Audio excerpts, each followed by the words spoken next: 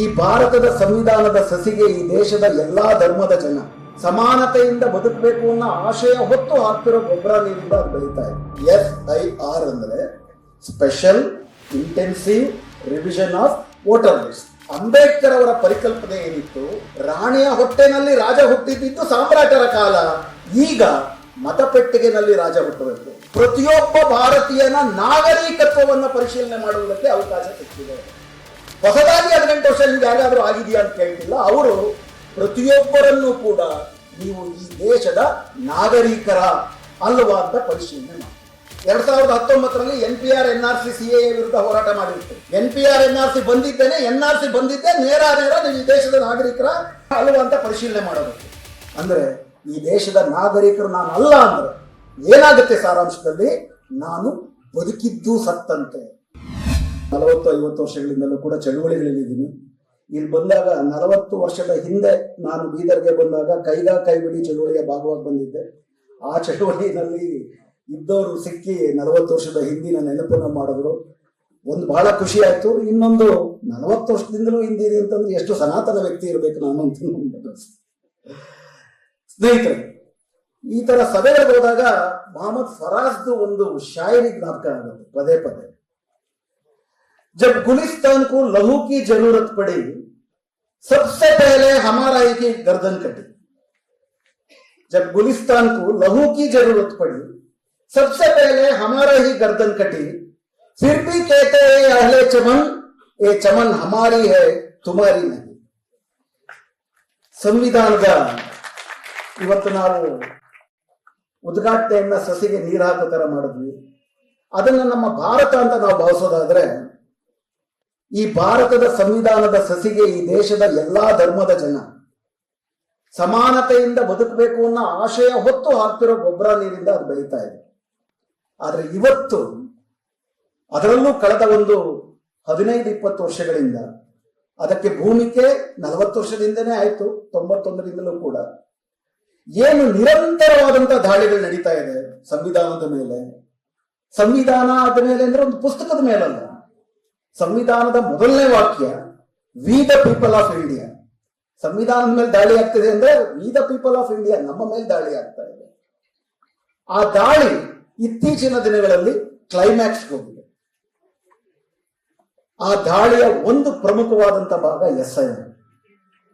ಆ SIR ಅಂದ್ರೆ ಬಹಳಷ್ಟು ಜನಕ್ಕೆ ಅದರ ಬಗ್ಗೆ ಗೊತ್ತೇ ಇಲ್ಲ. ಸಾಮಾನ್ಯ ಜನರಿಗೆ ಮಾತ್ರ ಅಲ್ಲ, ಬೇರೆ ಬೇರೆ ಸಭೆಗಳಿಗೆ ಹೋದಾಗ ಸುಮಾರಷ್ಟು ರಾಜಕಾರಣಿಗಳು ಬರ್ತಾರೆ. ರಾಜಕಾರಣಿಗಳು, ರಾಜಕೀಯ ಪಕ್ಷದ ಜಿಲ್ಲಾಧ್ಯಕ್ಷರುಗಳು ಸಿಕ್ಕಾಗ ಸಾರ್ ಅಂದ್ರೆ ಗೌರವ ಸೂಚಕ ಅಲ್ವಾ ಸರ್? ಸಾರ್ ಅಂದ್ರೆ ಅದನ್ನು ಕೂಡ ವಿರೋಧಿಸಿದ್ರೆ ನಿಮಗೆ ಬಿಜೆಪಿ ಮಾಡಿದ್ದೆಲ್ಲ ವಿರೋಧಿಸೋದೇನಾ? ಸಾರ್ ಅಂದ್ರೆ ಗೌರವ ಸೂಚಕ ಅಲ್ವಾ ಸಾರ್ ಅಂತ ಹೇಳ್ತಾರೆ. ಸಾರ್ ಅಂದ್ರೆ ಸಾರ್ ಅಲ್ಲ.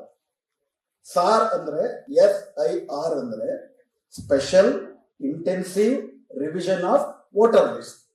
ಅಂದ್ರೆ ನಮ್ಮ ಮತಪಟ್ಟಿಗಳ ಸಮಗ್ರ ಮತ್ತು ವಿಶೇಷವಾದಂತ ಪರಿಷ್ಕರಣೆ. ಇದರಲ್ಲಿ ಏನಂತ ಅಪಾಯ ಇದೆ? ಏನಕ್ಕಾಗಿ ಇದನ್ನ ವಿರೋಧಿಸಬೇಕು? ಮೊದಲು ಇದರ ಹಿನ್ನೆಲೆಯನ್ನು ಸ್ಪಷ್ಟ ಅರ್ಥ ಮಾಡ್ಕೊಂಡ್ರೆ ಏನ್ ಮಾಡ್ತಿದ್ದಾರೆ ನಮ್ಮ ಮೇಲೆ ಅನ್ನೋದು ನಮ್ಗೆ ಅರ್ಥವಾಗುತ್ತೆ. ಮತಪಟ್ಟಿಗಳ ಪರಿಷ್ಕರಣೆಯನ್ನ ಯಾರೂ ವಿರೋಧಿಸೋದಿಲ್ಲ, ವಿರೋಧಿಸ್ತಾನೆ ಇಲ್ಲ. ನಮ್ಮ ದೇಶದಲ್ಲಿ ಪ್ರತಿಯೊಬ್ಬರಿಗೂ ಕೂಡ ವೋಟಿನ ಹಕ್ಕನ್ನ ಸಂವಿಧಾನ ಕೊಡುತ್ತೆ.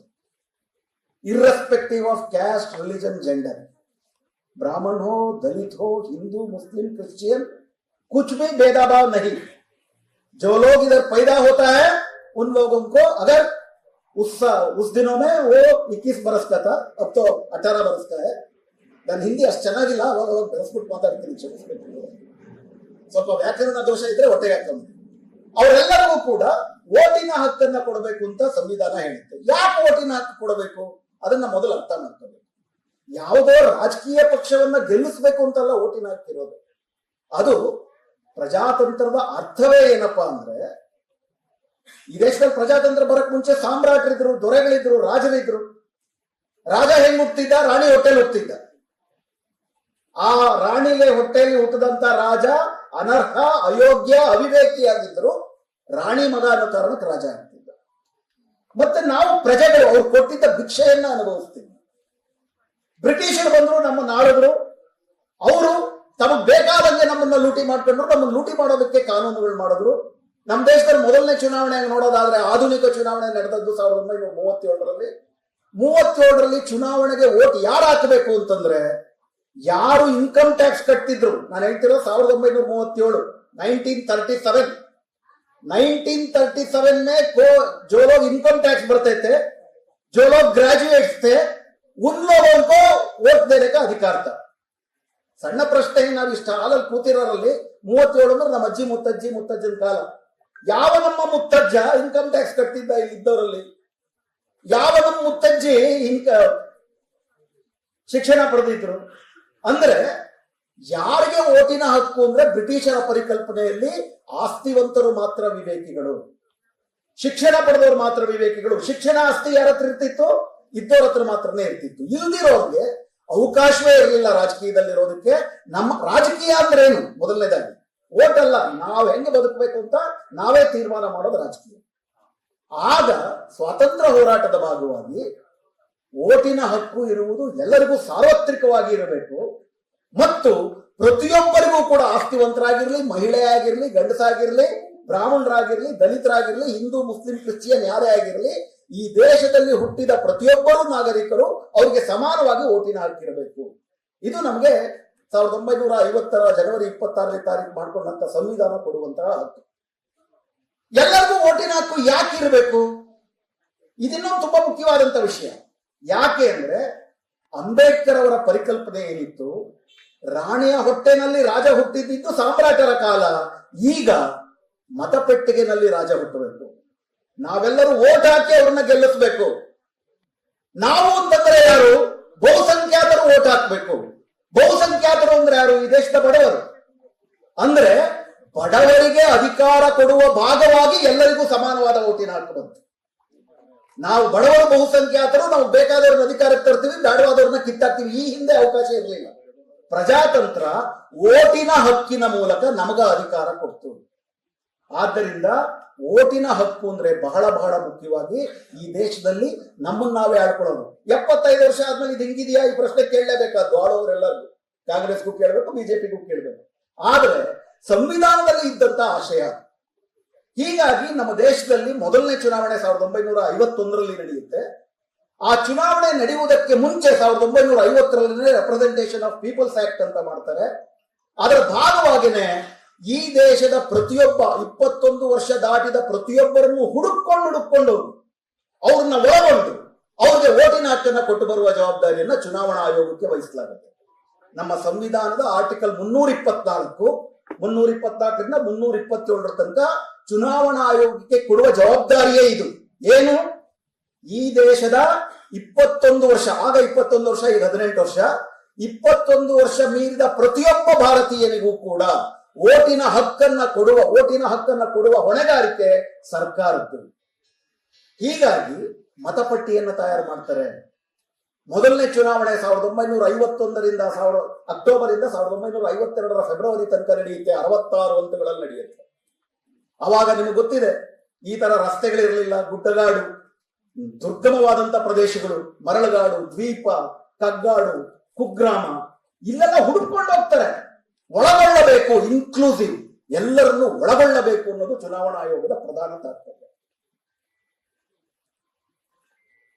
1960ರಲ್ಲಿ ಮತಪಟ್ಟಿಯನ್ನ ಹೇಗೆ ಪರಿಷ್ಕರಣೆ ಮಾಡಬೇಕು ಅಥವಾ ಮೊದಲನೇದಾಗಿ 1950ರಲ್ಲಿ ಮೊದಲನೇ ಮತಪಟ್ಟಿ ತಯಾರಾಗುತ್ತೆ. ಇದು ತುಂಬಾ ಮುಖ್ಯವಾದದ್ದು, ದಯವಿಟ್ಟು ಗಮನ ಕೊಟ್ಟಿದ್ದೇವೆ.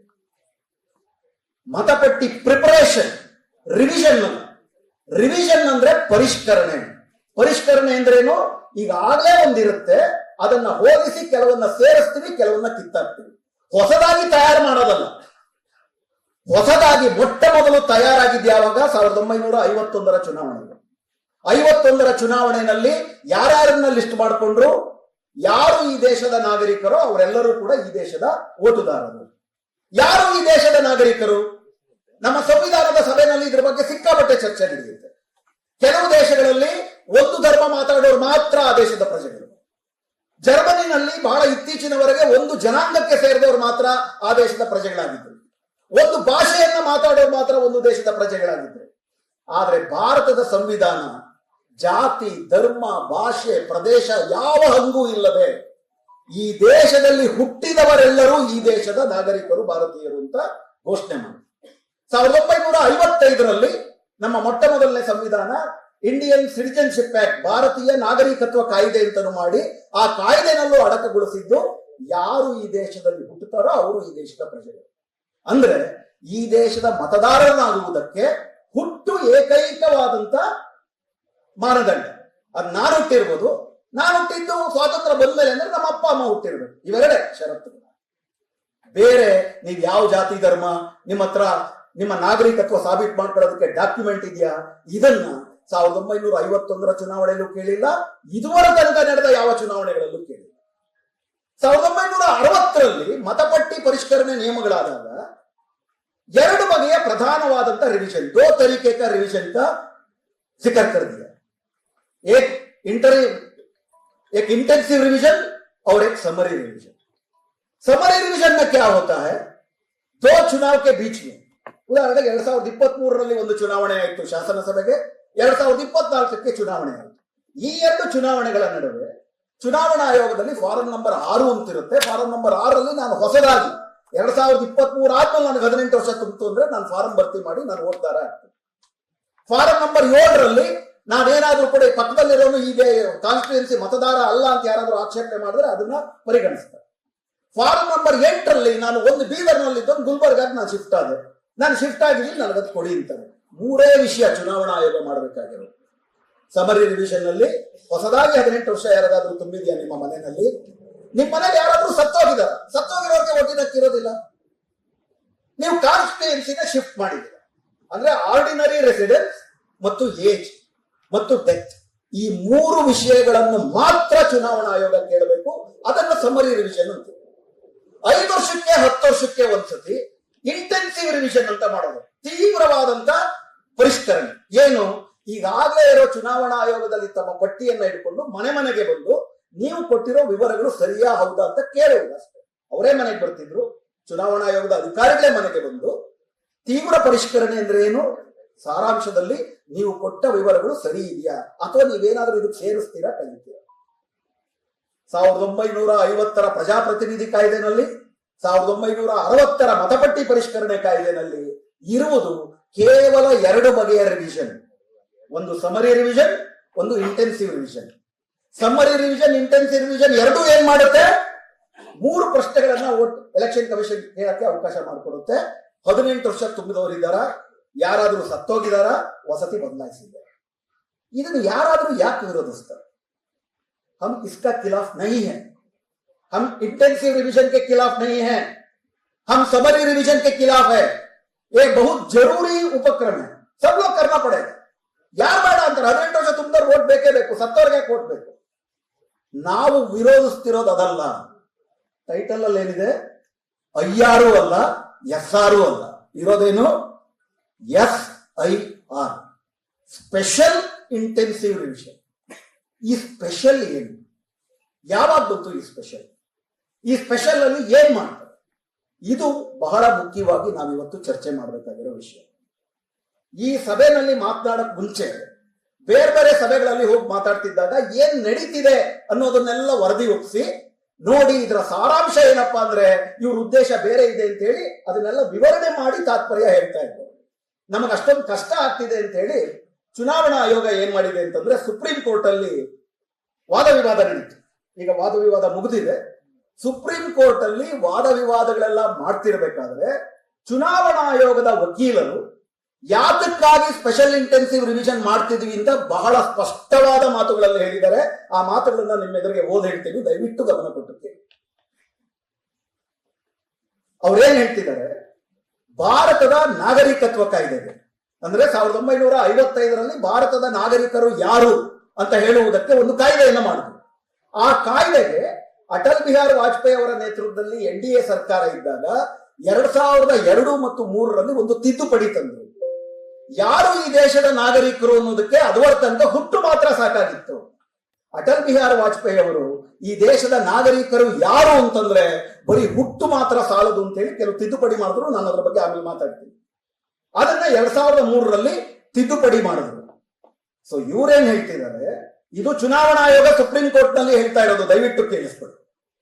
ದಿಸ್ ಅಮೆಂಡ್ಮೆಂಟ್ ಅಂದ್ರೆ ಚುನಾವಣಾ ಯಾರು ಭಾರತದ ನಾಗರಿಕರು ಅಂತ ಮಾಡದಂತ ತಿದ್ದುಪಡಿ, this amendment came after the previous SIR. ನಾವು SIR ಮಾಡಿ ಮುಗಿಸಿದ ನಂತರ ಈ ಹೊಸ ತಿದ್ದುಪಡಿ ಬಂತು. ಯಾವ ತಿದ್ದುಪಡಿ? ನಾಗರಿಕರು ಯಾರು ಅಂತ ಅಂದ್ಬಿಟ್ಟು ಸರ್ಕಾರ ಮಾಡಿದ ತಿದ್ದುಪಡಿ ಹಳೆ SIR ಆದ್ಮೇಲೆ ಬಂತು. The amendment had never bean applied in the intervening years until now. ಈ ತಿದ್ದುಪಡಿ ಯಾವ ತಿದ್ದುಪಡಿ? ನಾಗರಿಕತ್ವದ ತಿದ್ದುಪಡಿಗಳನ್ನ ಆನಂತರ ನಡೆದಂತ ಯಾವುದೇ ರಿವಿಷನ್ಗಳಿಗೆ ನಾವು ಅನ್ವಯಿಸಿಲ್ಲ. Revision of electoral rolls had been done earlier on the basis of self declaration of citizenship. ತುಂಬಾ ಮುಖ್ಯವಾದದ್ದು ಇದು.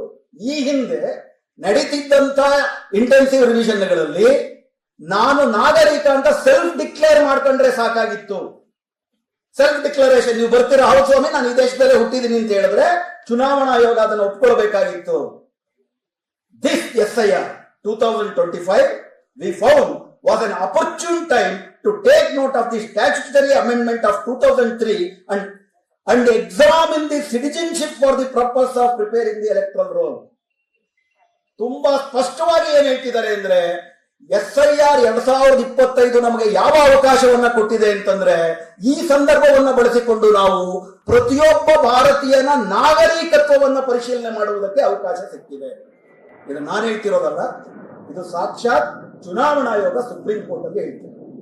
ಸೊ SIR ಅಲ್ಲಿ ಅವರು ಮಾಡ್ತಿರೋದು, ನೀವು 21 ವರ್ಷ ತುಂಬಿದೆಯಾ ಅಂತ ನಿಮ್ಮನ್ನು ಕೇಳ್ತಿರೋದಲ್ಲ, ಅದನ್ನು ಕೇಳ್ತಾರೆ. ಬರೀ ಅಷ್ಟು ಮಾತ್ರ ಅಲ್ಲ, ಹೊಸದಾಗಿ 18 ವರ್ಷ ನಿಮ್ಗೆ ಯಾರಾದ್ರೂ ಆಗಿದೆಯಾ ಅಂತ ಕೇಳ್ತಿಲ್ಲ. ಅವರು ಪ್ರತಿಯೊಬ್ಬರನ್ನು ಕೂಡ ನೀವು ಈ ದೇಶದ ನಾಗರಿಕರ ಅಲ್ವಾ ಅಂತ ಪರಿಶೀಲನೆ ಮಾಡ್ತಿದ್ದಾರೆ. ಆ ಅರ್ಥದಲ್ಲಿ SIR ಅಂದ್ರೆ ಮೋದಿ ಸರ್ಕಾರ ಈ ದೇಶದ 140 ಕೋಟಿ ಜನರ ಮೇಲೆ ಹಾಕಿರೋ FIR. SIR ಅಂದ್ರೆ ಮೋದಿ ಸರ್ಕಾರ ಈ ದೇಶದ 140 ಕೋಟಿ ಜನರ ಮೇಲೆ ನೀವೆಲ್ಲರೂ ವಿದೇಶಿಯರು ಅಂತ ಹಾಕಿರುವ ಒಂದು FIR. FIR ಅಂದ್ರೆ ಗೊತ್ತಲ್ಲ ನಿಮಗೆ? ನಾನು ಹೋಗ್ಬಿಟ್ಟು ಏನಾದ್ರು ಪೊಲೀಸ್ ಸ್ಟೇಷನ್ ಅಲ್ಲಿ ಕಂಪ್ಲೇಂಟ್ ನೋಡಿ ಸ್ವಾಮಿ ಇವ್ರು ಕಳ್ತನ ಮಾಡಿದಾನೆ, ನನ್ನ ಮೇಲೆ ಕೊಲೆ ಮಾಡಕ್ ಆಪಾದನೆ ಬಂತಾದ್ರೆ ನಿಮ್ಮ ಮೇಲೆ ಒಂದು ಆರೋಪ ಪಟ್ಟಿ ಹಾಕ್ತಾರೆ. ಮೋದಿ ಸರ್ಕಾರ ನಮ್ಮ ಮೇಲೆ ಒಂದು FIR ಹಾಕಿದೆ. ಇದು ಹೆಂಗಿದೆ ಅಂತಂದ್ರೆ, ದೇಶಕ್ಕೆ ಸಿಕ್ಕಾಪಟ್ಟೆ ವಿದೇಶಿ ನುಸುಳುಕೋರರು ಬಂದ್ಬಿಟ್ಟಿದ್ದಾರೆ. ಬಾಂಗ್ಲಾದೇಶದಿಂದ ಕೋಟಿ ಕೋಟಿ ಮುಸ್ಲಿಮರು ಬಂದ್ಬಿಟ್ಟಿದ್ದಾರೆ. ಅವ್ರನ್ನ ಒಬ್ಬೊಬ್ಬರನ್ನು ಕೂಡ ಹುಡುಕಿ ಕೇಕ್ ಚುನ್ಕೆ ಬಗಾವುಂಗ ಅಂತ ಶೋಲೆ ಸ್ಟೈಲ್ ಅಲ್ಲಿ ಮೊನ್ನೆ ಅಮಿತ್ ಶಾ ಅವರು ಸದನದಲ್ಲಿ ಮಾತಾಡಿದ್ರು. ಚುನ್ಕೆ ಬಗಾವುಂಗ ಧರ್ಮೇಂದ್ರ ಸ್ಟೈಲ್. ವಿದೇಶಿಯರನ್ನ ಹುಡುಕಿ ಒಬ್ಬೊಬ್ಬರನ್ನು ಹುಡುಕಿ ಹೊರಗಾಕಬೇಕು ಅನ್ನುವುದು ಇದರ ಉದ್ದೇಶವಾಗಿದ್ದ ಪಕ್ಷದಲ್ಲಿ, ಅದು ಈ ಹಿಂದಿನ ಯಾವ SIR ನ ಉದ್ದೇಶವಾಗಿರಲಿಲ್ಲ. ಇಡೀ SIR ಪ್ರಕ್ರಿಯೆಯನ್ನ ಅದನ್ನ ಸಿಟಿಜನ್ಶಿಪ್ ನ ಪರಿಶೀಲನೆ ಮಾಡುವುದಕ್ಕೆ ಮಾಡಿದ್ದಾರೆ. ಉದಾಹರಣೆಗೆ ವಿದೇಶಿ ಮುಸುಳುಕೋರರು ಬಂದಿದ್ದಾರೆ ಅಂತಂದ್ರೆ ಸರ್ಕಾರ ಏನ್ ಮಾಡ್ಬೇಕು? ಅವ್ರನ್ನ ಹುಡುಕ್ಬೇಕು. ಯಾರು ಅವ್ರನ್ನ ಹೊರಗಾಕ್ಬೇಡಿ ಅಂತ ಹೇಳ್ತಾರೆ. ಅವ್ರನ್ನ ಹುಡುಕ್ಬೇಕು, ಅವ್ರನ್ನ ಹೊರಗಾಕ್ಬೇಕು. ಉದಾಹರಣೆ ಬೀದರ್ಗೆ ಒಂದು ಡಕಾಯಿತರ ಗ್ಯಾಂಗ್ ಬಂದಿದೆ ಅಂತ ಇಟ್ಕೊಳ್ಳಿ. ಪೊಲೀಸ್ ಸ್ಟೇಷನ್ಗೆ ಹೋಗಿ ಕಂಪ್ಲೇಂಟ್ ಕೊಡ್ತೀವಿ. ಪೊಲೀಸರು ಏನ್ ಮಾಡ್ಬೇಕು? ಬೀದರ್ನಲ್ಲಿ ಎಲ್ಲಿ ಡಕಾಯಿತಿ ಆಗಿದೆ ಹೋಗಿ ಅಲ್ಲಿ ತನಿಖೆಯನ್ನ ಮಾಡಿ ಸುಳಿವುಗಳನ್ನ ಇಟ್ಕೊಂಡು ಡಕಾಯಿತರನ್ನ ಹಿಡಿಬೇಕು. ಇವರೇನ್ ಮಾಡ್ತಿದ್ದಾರೆ? ಉದಾಹರಣೆಗೆ ಬೀದರ್ನ SP ಬೀದರ್ನಲ್ಲಿರುವ ಅಷ್ಟೂ ಜನರಿಗೂ ನೀವೆಲ್ಲರೂ ಡಕಾಯಿತರು, ನೀವು ಡಕಾಯಿತಿ ಮಾಡಿಲ್ಲ ಅಂತ ಒಬ್ಬೊಬ್ಬರೇ ಬಂದು ಪೊಲೀಸ್ ಸ್ಟೇಷನ್ ನಲ್ಲಿ ಸಾಬೀತು ಮಾಡ್ತಾರೆ. ಇದು ಸರಿಯೇ? ಮೋದಿ ಸರ್ಕಾರ ಅದನ್ನೇ ಹೇಳ್ತಿದೆ. ವಿದೇಶಿ ಮುಸುಳ್ಕೋರು ಬಂದ್ಬಿಟ್ಟಿದ್ದಾರೆ, ಅವ್ರನ್ನೇನ್ ಪತ್ತೆ ಹಚ್ತೀವಿ? ನೀವೆಲ್ಲರೂ ವಿದೇಶಿಯರೇ ಅಂತ ಹೇಳ್ತೀನಿ. ನೀವೇನ್ ಮಾಡ್ಬೇಕು? ಒಬ್ಬೊಬ್ಬರೇ ಬಂದು ನಾವು ಹೇಳಿದ್ದಂತ ಡಾಕ್ಯುಮೆಂಟ್ಗಳನ್ನ ಕೊಟ್ಟು ನೀವು ಈ ದೇಶದವ್ರೆ ಅಂತ ಸಾಬೀತು ಮಾಡ್ಕೋಬೇಕು. ಅವ್ರು ಎಂತೆಂತ ಡಾಕ್ಯುಮೆಂಟ್ ಕೊಡ್ತಾರೆ, ಡಾಕ್ಯುಮೆಂಟ್ ಕೊಟ್ಟ ಮೇಲೆ ಏನೇನ್ ಮಾಡ್ತಾರೆ ಅದನ್ನ ವಿವರಿಸೋಣ. ಅದೇ SIR ಬಗ್ಗೆ ಇವತ್ತು ನಾವು ಮಾತಾಡ್ಬೇಕಾಗಿರೋದು. ಸಾರಾಂಶದಲ್ಲಿ ಏನಪ್ಪಾ ಅಂದ್ರೆ, 12 ರಾಜ್ಯಗಳಲ್ಲಿ ನಡೀತಿದೆ. ಅದಕ್ಕೆ ಮುಂಚೆ ಬಿಹಾರದಲ್ಲಿ ನಡೀತು. ಬಿಹಾರ ಮತ್ತು ಆ 12 ರಾಜ್ಯಗಳ ಅನುಭವವನ್ನ ಇಟ್ಕೊಂಡು ಹೇಳೋದಾದ್ರೆ, ಅವ್ರು ಕೇಳೋದು ನಮ್ಮ ಹತ್ರ ಇರಲ್ಲ, ನಾವು ಕೊಡೋದನ್ನ ಅವ್ರು ಒಪ್ಪಲ್ಲ. ಸಾರಾಂಶ ಜಪ್ಪಯ್ಯ ಅಂದ್ರೆ ಅವ್ರನ್ನ ನಾವು ಸ್ಯಾಟಿಸ್ಫೈ ಮಾಡಕ್ಕಾಗಲ್ಲ. ಹೇಳ್ತೀನಿ ಹೇಗೆ ಅಂತ. ಹೆಂಗ್ ನಡೀತಿದೆ SIR ಪ್ರಕ್ರಿಯೆ? SIRಗೆ ಮುಂಚೆ ಬಿಹಾರದ SIR ಆದ್ಮೇಲೆ ಈಗ 12 ರಾಜ್ಯಗಳಲ್ಲಿ ನಡೀತಿದೆ. ತಮಿಳುನಾಡಲ್ಲಿ, ಕೇರಳದಲ್ಲಿ, ಗುಜರಾತ್ ಅಲ್ಲಿ, ಮಧ್ಯಪ್ರದೇಶದಲ್ಲಿ, ರಾಜಸ್ಥಾನಲ್ಲಿ, ಉತ್ತರ ಪ್ರದೇಶದಲ್ಲಿ, ಪಶ್ಚಿಮ ಬಂಗಾಳದಲ್ಲಿ ಮತ್ತು 3 ಕೇಂದ್ರಾಡಳಿತ ಪ್ರದೇಶಗಳಲ್ಲಿ ನಡೀತಾ ಇದೆ. ಹೆಂಗ್ ನಡೀತಿದೆ? ಏಪ್ರಿಲ್ ಆದ್ಮೇಲೆ ಕರ್ನಾಟಕದಲ್ಲೂ ಕೂಡ ಹಂಗೆ ನಡೆಯುತ್ತೆ. 3 ಹಂತಗಳಲ್ಲಿ ನಡೆಯುತ್ತೆ. ಮೊದಲನೇದು ಒಂದು ಅರ್ಥ ಮಾಡ್ಕೊಳ್ಳೋಣ, ಅವ್ರ ಉದ್ದೇಶ ಏನು? ಮತಪಟ್ಟಿ ಪರಿಷ್ಕರಣೆ ಅಲ್ಲ, ಇದು ನಾನು ಹೇಳ್ತಿರೋದಲ್ಲ, ಚುನಾವಣಾ ಆಯೋಗ ಸ್ಪಷ್ಟವಾಗಿ ಹೇಳಿದೆ. ಅವರ ಉದ್ದೇಶ ಮತಪಟ್ಟಿ ಪರಿಷ್ಕರಣೆ ಅಲ್ಲ, ಭಾರತೀಯರ ಪ್ರತಿಯೊಬ್ಬ ಭಾರತೀಯನ ನಾಗರಿಕತ್ವ ಪರಿಶೀಲನೆ. Examining the citizenship of each and every Indian of this country. That is the purpose of SIR. सब लोगों का, हर एक भारतीयों का भारतीयता का परीक्षा हो रहा है, अग्नि परीक्षा हो रहा है. ಬರೀ ಸುಳ್ಳು ಮಾತಲ್ಲ. ನೀವೆಲ್ಲರೂ ಭಾಷೆ ಹಾಕಲ್ಲ. ಬೀದರ್ನಲ್ಲೂ 2019ರಲ್ಲಿ NPR NRC CAA ವಿರುದ್ಧ ಹೋರಾಟ ಮಾಡಿರ್ತೇವೆ. NPR NRC ಬಂದಿದ್ದೇನೆ, NRC ಬಂದಿದ್ದೆ ನೇರ ನೀವು ಈ ದೇಶದ ನಾಗರಿಕರ ಅಲ್ವಾ ಅಂತ ಪರಿಶೀಲನೆ ಮಾಡೋದಕ್ಕೆ. ಅದಕ್ಕೆ ಪೂರ್ವಭಾವಿಯಾಗಿ NPR ಮಾಡಕ್ಕೆ ಹೊರಟಿದ್ವಿ. ನಾವೆಲ್ಲರೂ NPR NRC ಅನ್ನ ವಿರೋಧ ಮಾಡಿದ್ವಿ. 2019ರಲ್ಲಿ NPR ಶುರು ಮಾಡಿದ್ರು. 2020ರಲ್ಲಿ ಕೋವಿಡ್ ಬಂತು, ಸೆನ್ಸಸ್ಸೇ ನಡೆಯಲಿಲ್ಲ. 2026ರಲ್ಲಿ ಸೆನ್ಸಸ್ ನಡೆಯುತ್ತೆ. 2026ರ ಜನವರಿನಲ್ಲಿ ಸೆನ್ಸಸ್ಗೆ ನೋಟಿಫಿಕೇಶನ್ ಮಾಡಿದಾಗಲೂ ಬರೀ ಸೆನ್ಸಸ್ ಮಾಡ್ತೀವಿ ಅಂತ ಹೇಳಿದ್ರು. ಆದರೆ ನಮ್ಮ ಭಾರತದ ಅರ್ಥಮಂತ್ರಿ ನಿರ್ಮಲಾ ಸೀತಾರಾಮನ್ ಅವರು ನಿನ್ನೆ ಬಜೆಟ್ ಅಲ್ಲಿ ಇನ್ನೊಂದು ಬಾಂಬು ಸಿಡಿಸಿದ್ದಾರೆ. ಅದು ಕೂಡ ಸ್ಪಷ್ಟವಾಗಿ ಏನ್ ಹೇಳುತ್ತೆ, ಏನ ಬಾಂಬು? ಕೇವಲ ಸೆನ್ಸಸ್ ಮಾಡೋದಿಲ್ಲ. ಸೆನ್ಸಸ್ಗೆ ಎತ್ತಿಟ್ಟಿದ್ದು ಕೇವಲ 3,300 ಕೋಟಿ. ಬಜೆಟ್ ಅಲ್ಲಿ ಸೆನ್ಸಸ್ ಮತ್ತು NPR ಎರಡಕ್ಕೂ ಸೇರಿ 6,000 ಕೋಟಿ ರೂಪಾಯಿ ಎತ್ತಿಟ್ಟಿದ್ದಾರೆ. ಈ ಸಾಲಿನಲ್ಲಿ ಎತ್ತಿಟ್ಟಿದ್ದಾರೆ. ಅರ್ಥಾತ್ ಈ ಸಾಲಿನಲ್ಲಿ NPR ನಡೆಯಲಿದೆ, ಬರೀ SIR ಅಲ್ಲ. ಆದ್ರಿಂದ ಅಮಿತ್ ಶಾ ಅವರ ಭಾಷೆಯಲ್ಲಿ ಹೇಳೋದಾದ್ರೆ, ಕ್ರೊನಾಲಜಿ ಸಮझ लीजिए, पहले SIR होगा, बाद में NPR होगा और जल्द से जल्द NRC बनेगा. ಈ ದೇಶದ ಬಹುಸಂಖ್ಯಾತ ಜನ ಇದು NRCಯ ಮತ್ತೊಂದು ರೂಪ ಅಂತ ಅವರೇ ಹೇಳಿ. ಸೊ ಹೀಗಾಗಿ ಏನ್ ಮಾಡ್ತಾರೆ NRC ಮಾಡೋದಕ್ಕೆ? SIR ನ ಹೆಂಗೆ ರೂಪಿಸಿದ್ದಾರೆ? ಈ 12 ರಾಜ್ಯಗಳಲ್ಲಿ ಮತ್ತು ಕರ್ನಾಟಕದಲ್ಲೂ ಪ್ರಾರಂಭ ಆಗಿದೆ. ಬೀದರ್ನಲ್ಲಿ ಮ್ಯಾಚಿಂಗ್ ಮತ್ತು ಮ್ಯಾಪಿಂಗ್ ಪ್ರಕ್ರಿಯೆ ನಡೀತಾ ಇದೆಯಾ? ಮನೆ ಮನೆಗಳಿಗೆ BLOಗಳು ಬರ್ತಾ ಇದ್ದಾರಾ? ದಯವಿಟ್ಟು ಯೋಚನೆ ಮಾಡಿ ಉತ್ತರ ಕೊಡಿ.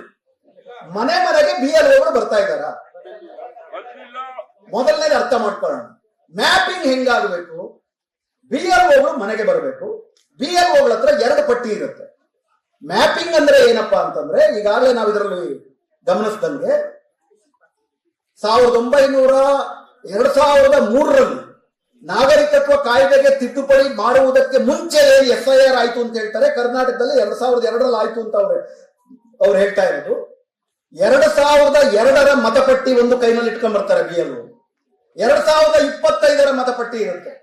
ನಿಮ್ಮ ಮನೆಗೆ BLO ಬಂದು 2025ರ ಮತಪಟ್ಟಿಯನ್ನ ಹೋಲಿಸಿ ಇದೇ ಹೆಸರು 2002ರ ಮತಪಟ್ಟಿನಲ್ಲಿ ಇದೆಯಾ ಅಂತ ಹೋಲಿಸಬೇಕು.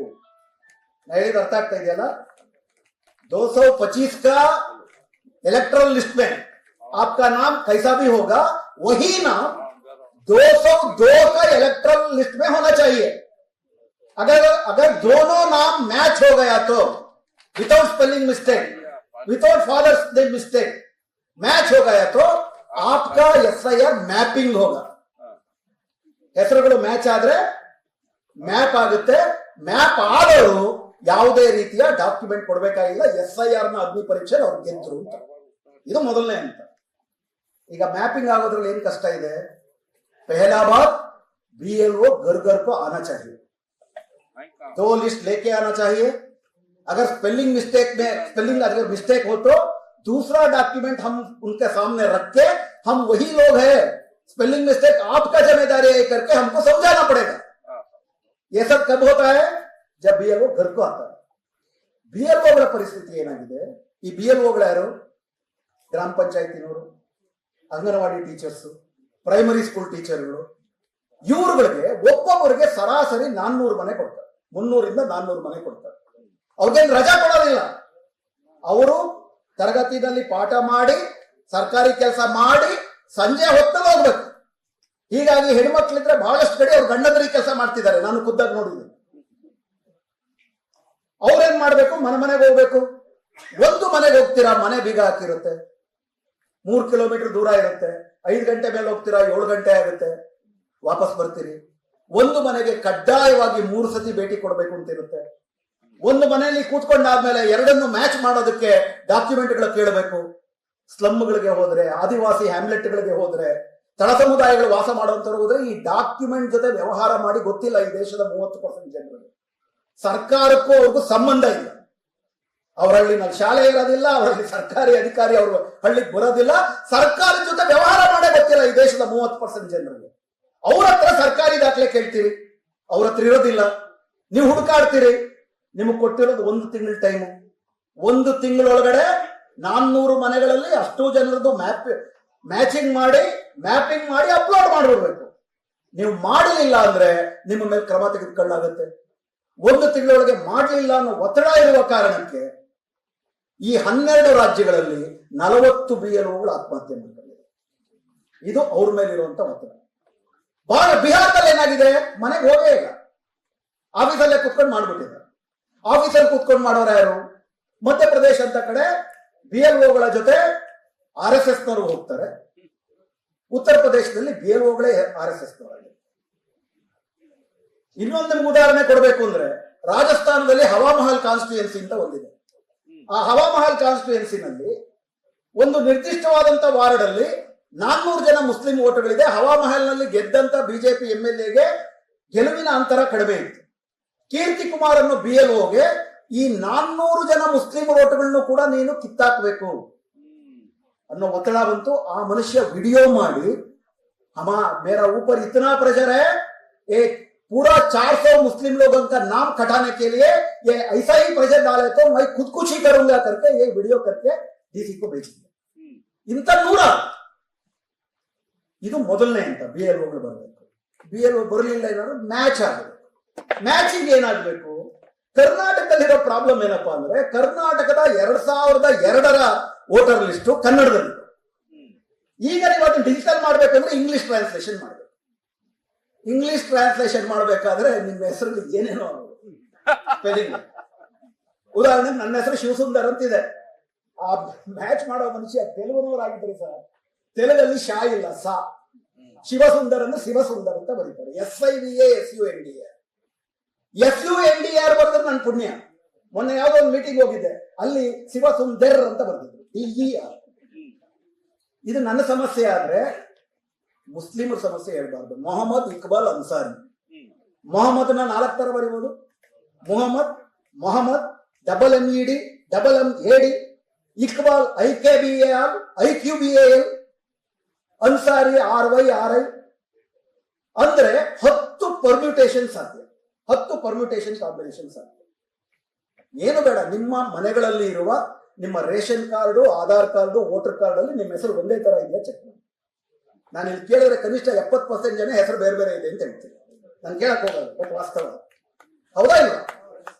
ಸೊ ಹೀಗಾಗಿ ಸ್ಪೆಲ್ಲಿಂಗ್ ಮಿಸ್ಟೇಕ್ಗಳ ಕಾರಣಕ್ಕೆ ಮ್ಯಾಚ್ ಆಗುತ್ತೆ. ಮಡಿಕೇರಿನಲ್ಲಿ ನಾನು ಇದೇ ತರದ ಒಂದು ವರ್ಕ್ಶಾಪ್ ಹೋಗಿದ್ದೆ. ಹಿರಿಯರು, 90 ವರ್ಷದ ಹಿರಿಯರು, ಅವ್ರು ಬಂದು ಹೇಳ್ತಿದ್ದಾರೆ, 2002ರಲ್ಲಿ ನಾನು ಅಬ್ದುಲ್ಲಾ ಎ, 2025ರಲ್ಲಿ ಎ ಅಬ್ದುಲ್ಲಾ. ಮಹಿಳೆಯರದು ಇನ್ನೂ ದೊಡ್ಡ ಸಮಸ್ಯೆ. ಮಹಿಳೆಯರು 18 ವರ್ಷಕ್ಕೆ ಮುಂಚೆ 2002ರಲ್ಲಿ ಮದುವೆ ಆಗಿದ್ರೆ ವೋಟರ್ ಲಿಸ್ಟ್ ಅಲ್ಲಿ ಅವ್ರ ಹೆಸರೇ ಇರೋದಿಲ್ಲ. ಈ ದೇಶದಲ್ಲಿ ಅತಿ ಹೆಚ್ಚು ಮೈಗ್ರೇಷನ್ ಯಾರು ಮಾಡ್ತಾರೆ? ವಲಸೆ. ತವ್ರ ಮನೆಯಿಂದ ಗಂಡನ ಮನೆ ವಲಸೆ ಆಗೋದು ಹೆಣ್ಮಕ್ಳೆ. ತವ್ರ ಮನೇಲಿ ಒಂದ್ ಹೆಸರು, ಗಂಡನ ಮನೇಲಿ ಗಂಡನ್ಗೆ ಇಷ್ಟ ಬಂದಿರೋ ಹೆಸರು. ಆ ಹೆಸರಲ್ಲಿ 2002 ನಂತರ ನಾನು ನೋಟ್ ಹಾಕಿರ್ತೀನಿ. ಅಪ್ಪನ ಮನೆಯಲ್ಲಿ ಅಪ್ಪನ ಹೆಸರಲ್ಲಿ ನೋಟ್ ಹಾಕಿರ್ತೀನಿ. ಈ ಹೆಸರು ಆ ಹೆಸರು ಮ್ಯಾಚ್ ಆಗಲ್ಲ. ಇದು ಸ್ನೇಹಿತರೆ, ನಾನು ಕಾಗಕ್ಕ ಗುಗುಪಕ್ಕದ ಕತೆ ಹೇಳ್ತಿಲ್ಲ. ಇದು ವಾಸ್ತವ. ಏನಪ್ಪಾ ಅಂತಂದ್ರೆ, ತಮಿಳುನಾಡಿನಲ್ಲಿ ನಮಗಿಂತ ಶೈಕ್ಷಣಿಕವಾಗಿ ಮುಂದುವರೆದಿರೋ ರಾಜ್ಯ ತಮಿಳುನಾಡು. 98 ಲಕ್ಷ ಜನರನ್ನ ಈ ಕಾರಣಕ್ಕಾಗಿ ಹೊರಗಿಟ್ಟಿದ್ದಾರೆ. 98 ಲಕ್ಷ ಜನ. ಉತ್ತರ ಪ್ರದೇಶದಲ್ಲಿ ಯೋಗಿ ಆದಿತ್ಯನಾಥ್ ಇರುವಂತಹ ಒಂದು ರಾಜ್ಯ. ಉತ್ತರ ಪ್ರದೇಶದಲ್ಲಿ 2.90 crores, करीब 3 करोड़ लोगों को बाहर कर दिया. वेस्ट बंगाल में 58 लाख, गुजरात में 48 लाख, केरला में 28 लाख. ये स्टोरी नहीं बन रहा हूं मैंने, ये हकीकत है. हर एक राज्य में इन प्री एसआईआर प्रोसेस है, पोस्ट एसआईआर नहीं, प्री एसआईआर का मैपिंग में ऐसा हो जाता है। ये पहला वाला। अब कर्नाटक में क्या हो रहा है हमको समझ में नहीं आ रहा है। कर्नाटक में कितने, हर एक जिले में मैं ಹೆಚ್ಚು ಕಡಿಮೆ ಹೋಗಿದ್ದೀನಿ, ಎಲ್ಲಾ ಜಿಲ್ಲೆಗೂ ಕೂಡ, ಎಲ್ಲಾ ಜಿಲ್ಲೆಗಳಲ್ಲೂ ಕೂಡ ಮ್ಯಾಪಿಂಗ್ ನಡೀತಿದೆ ಅಂತ ಹೇಳ್ತಾರೆ. ನಾನು ಆಗ್ಲೇ ಕೇಳಿದಂತ BLO ನಿಮ್ಮ ಮನೆಗಳಿಗೆ ಬರ್ತಿದ್ದೀರಾ ಅಂತ ಪ್ರಶ್ನೆ ಕೇಳಿದ್ರೆ 190 ಭಾಗ ಬಂದಿಲ್ಲ ಅಂತ. ನಿಮ್ಮ ಹೆಸರಲ್ಲಿ ಏನಾಗಿದೆ ಗೊತ್ತಿಲ್ಲ. ಇದು ಮೊದಲನೇ. 2 ವಾರದ ಕೆಳಗಡೆ ಕರ್ನಾಟಕದ ಮುಖ್ಯ ಚುನಾವಣಾ ಆಯುಕ್ತರು ಪತ್ರಿಕೆಗಳಿಗೆ ಒಂದು ಹೇಳಿಕೆ ಕೊಟ್ಟು ಕರ್ನಾಟಕದಲ್ಲಿ 5.8 ಕೋಟಿ 80 ಲಕ್ಷ 5 crore 80 lakh ವೋಟರ್ಸ್ ಇದ್ದಾರೆ ಕರ್ನಾಟಕದಲ್ಲಿ. ಅವರಲ್ಲಿ 3.08 crore लोगों का मैपिंग नहीं हुआ है करके घोषणा कर दिया। 3.08 crore मैपिंग नहीं हुआ और सिर्फ 1 हफ्ता बाकी है मैपिंग का प्रोसेस पूरा होने के लिए। सिर्फ 1 हफ्ता। 1 हफ्ते में पूरा 3 करोड़ लोगों का घर को जाना पड़ेगा इन लोगों ने। वो होने वाली बात नहीं है। क्या करते हैं, ऑफिस में बैठ के फॉर्म फिलअप करते हैं। ऑफिस में बैठ के फॉर्म फिलअप कर दिया तो क्या होता है, ನೀವು ಹೋಗಿ ಬಂದ ಮೇಲೆ ಅವ್ರೇನ್ ಮಾಡಬೇಕು, SIR ನ ಮೊದಲನೇ ಹಂತ ಮ್ಯಾಪಿಂಗ್ ಆದ್ಮೇಲೆ ಶುರುವಾಗುತ್ತೆ. ಅವಾಗ ಏನ್ ಮಾಡ್ತಾರೆ, BLOಗಳು ಮನೆ ಮನೆಗೆ ಬಂದು ಒಂದು ಫಾರಂ ಕೊಡಬೇಕು ನಿಮಗೆ. ಇಲ್ಲಿ ಆಗಿರೋ ಬದಲಾವಣೆಯನ್ನು ಗಮನಿಸಬೇಕು. BLOನವರು ಫಾರಂ ಕೊಟ್ರೆ ಆ ಫಾರಂ ನಲ್ಲಿ ಕೇಳಿರೋ ಪ್ರಶ್ನೆಗಳಿಗೆ ನೀವು ಉತ್ತರವನ್ನ ಭರ್ತಿ ಮಾಡಿ ಅವ್ರಿಗೆ ವಾಪಸ್ ಕೊಡಬೇಕು.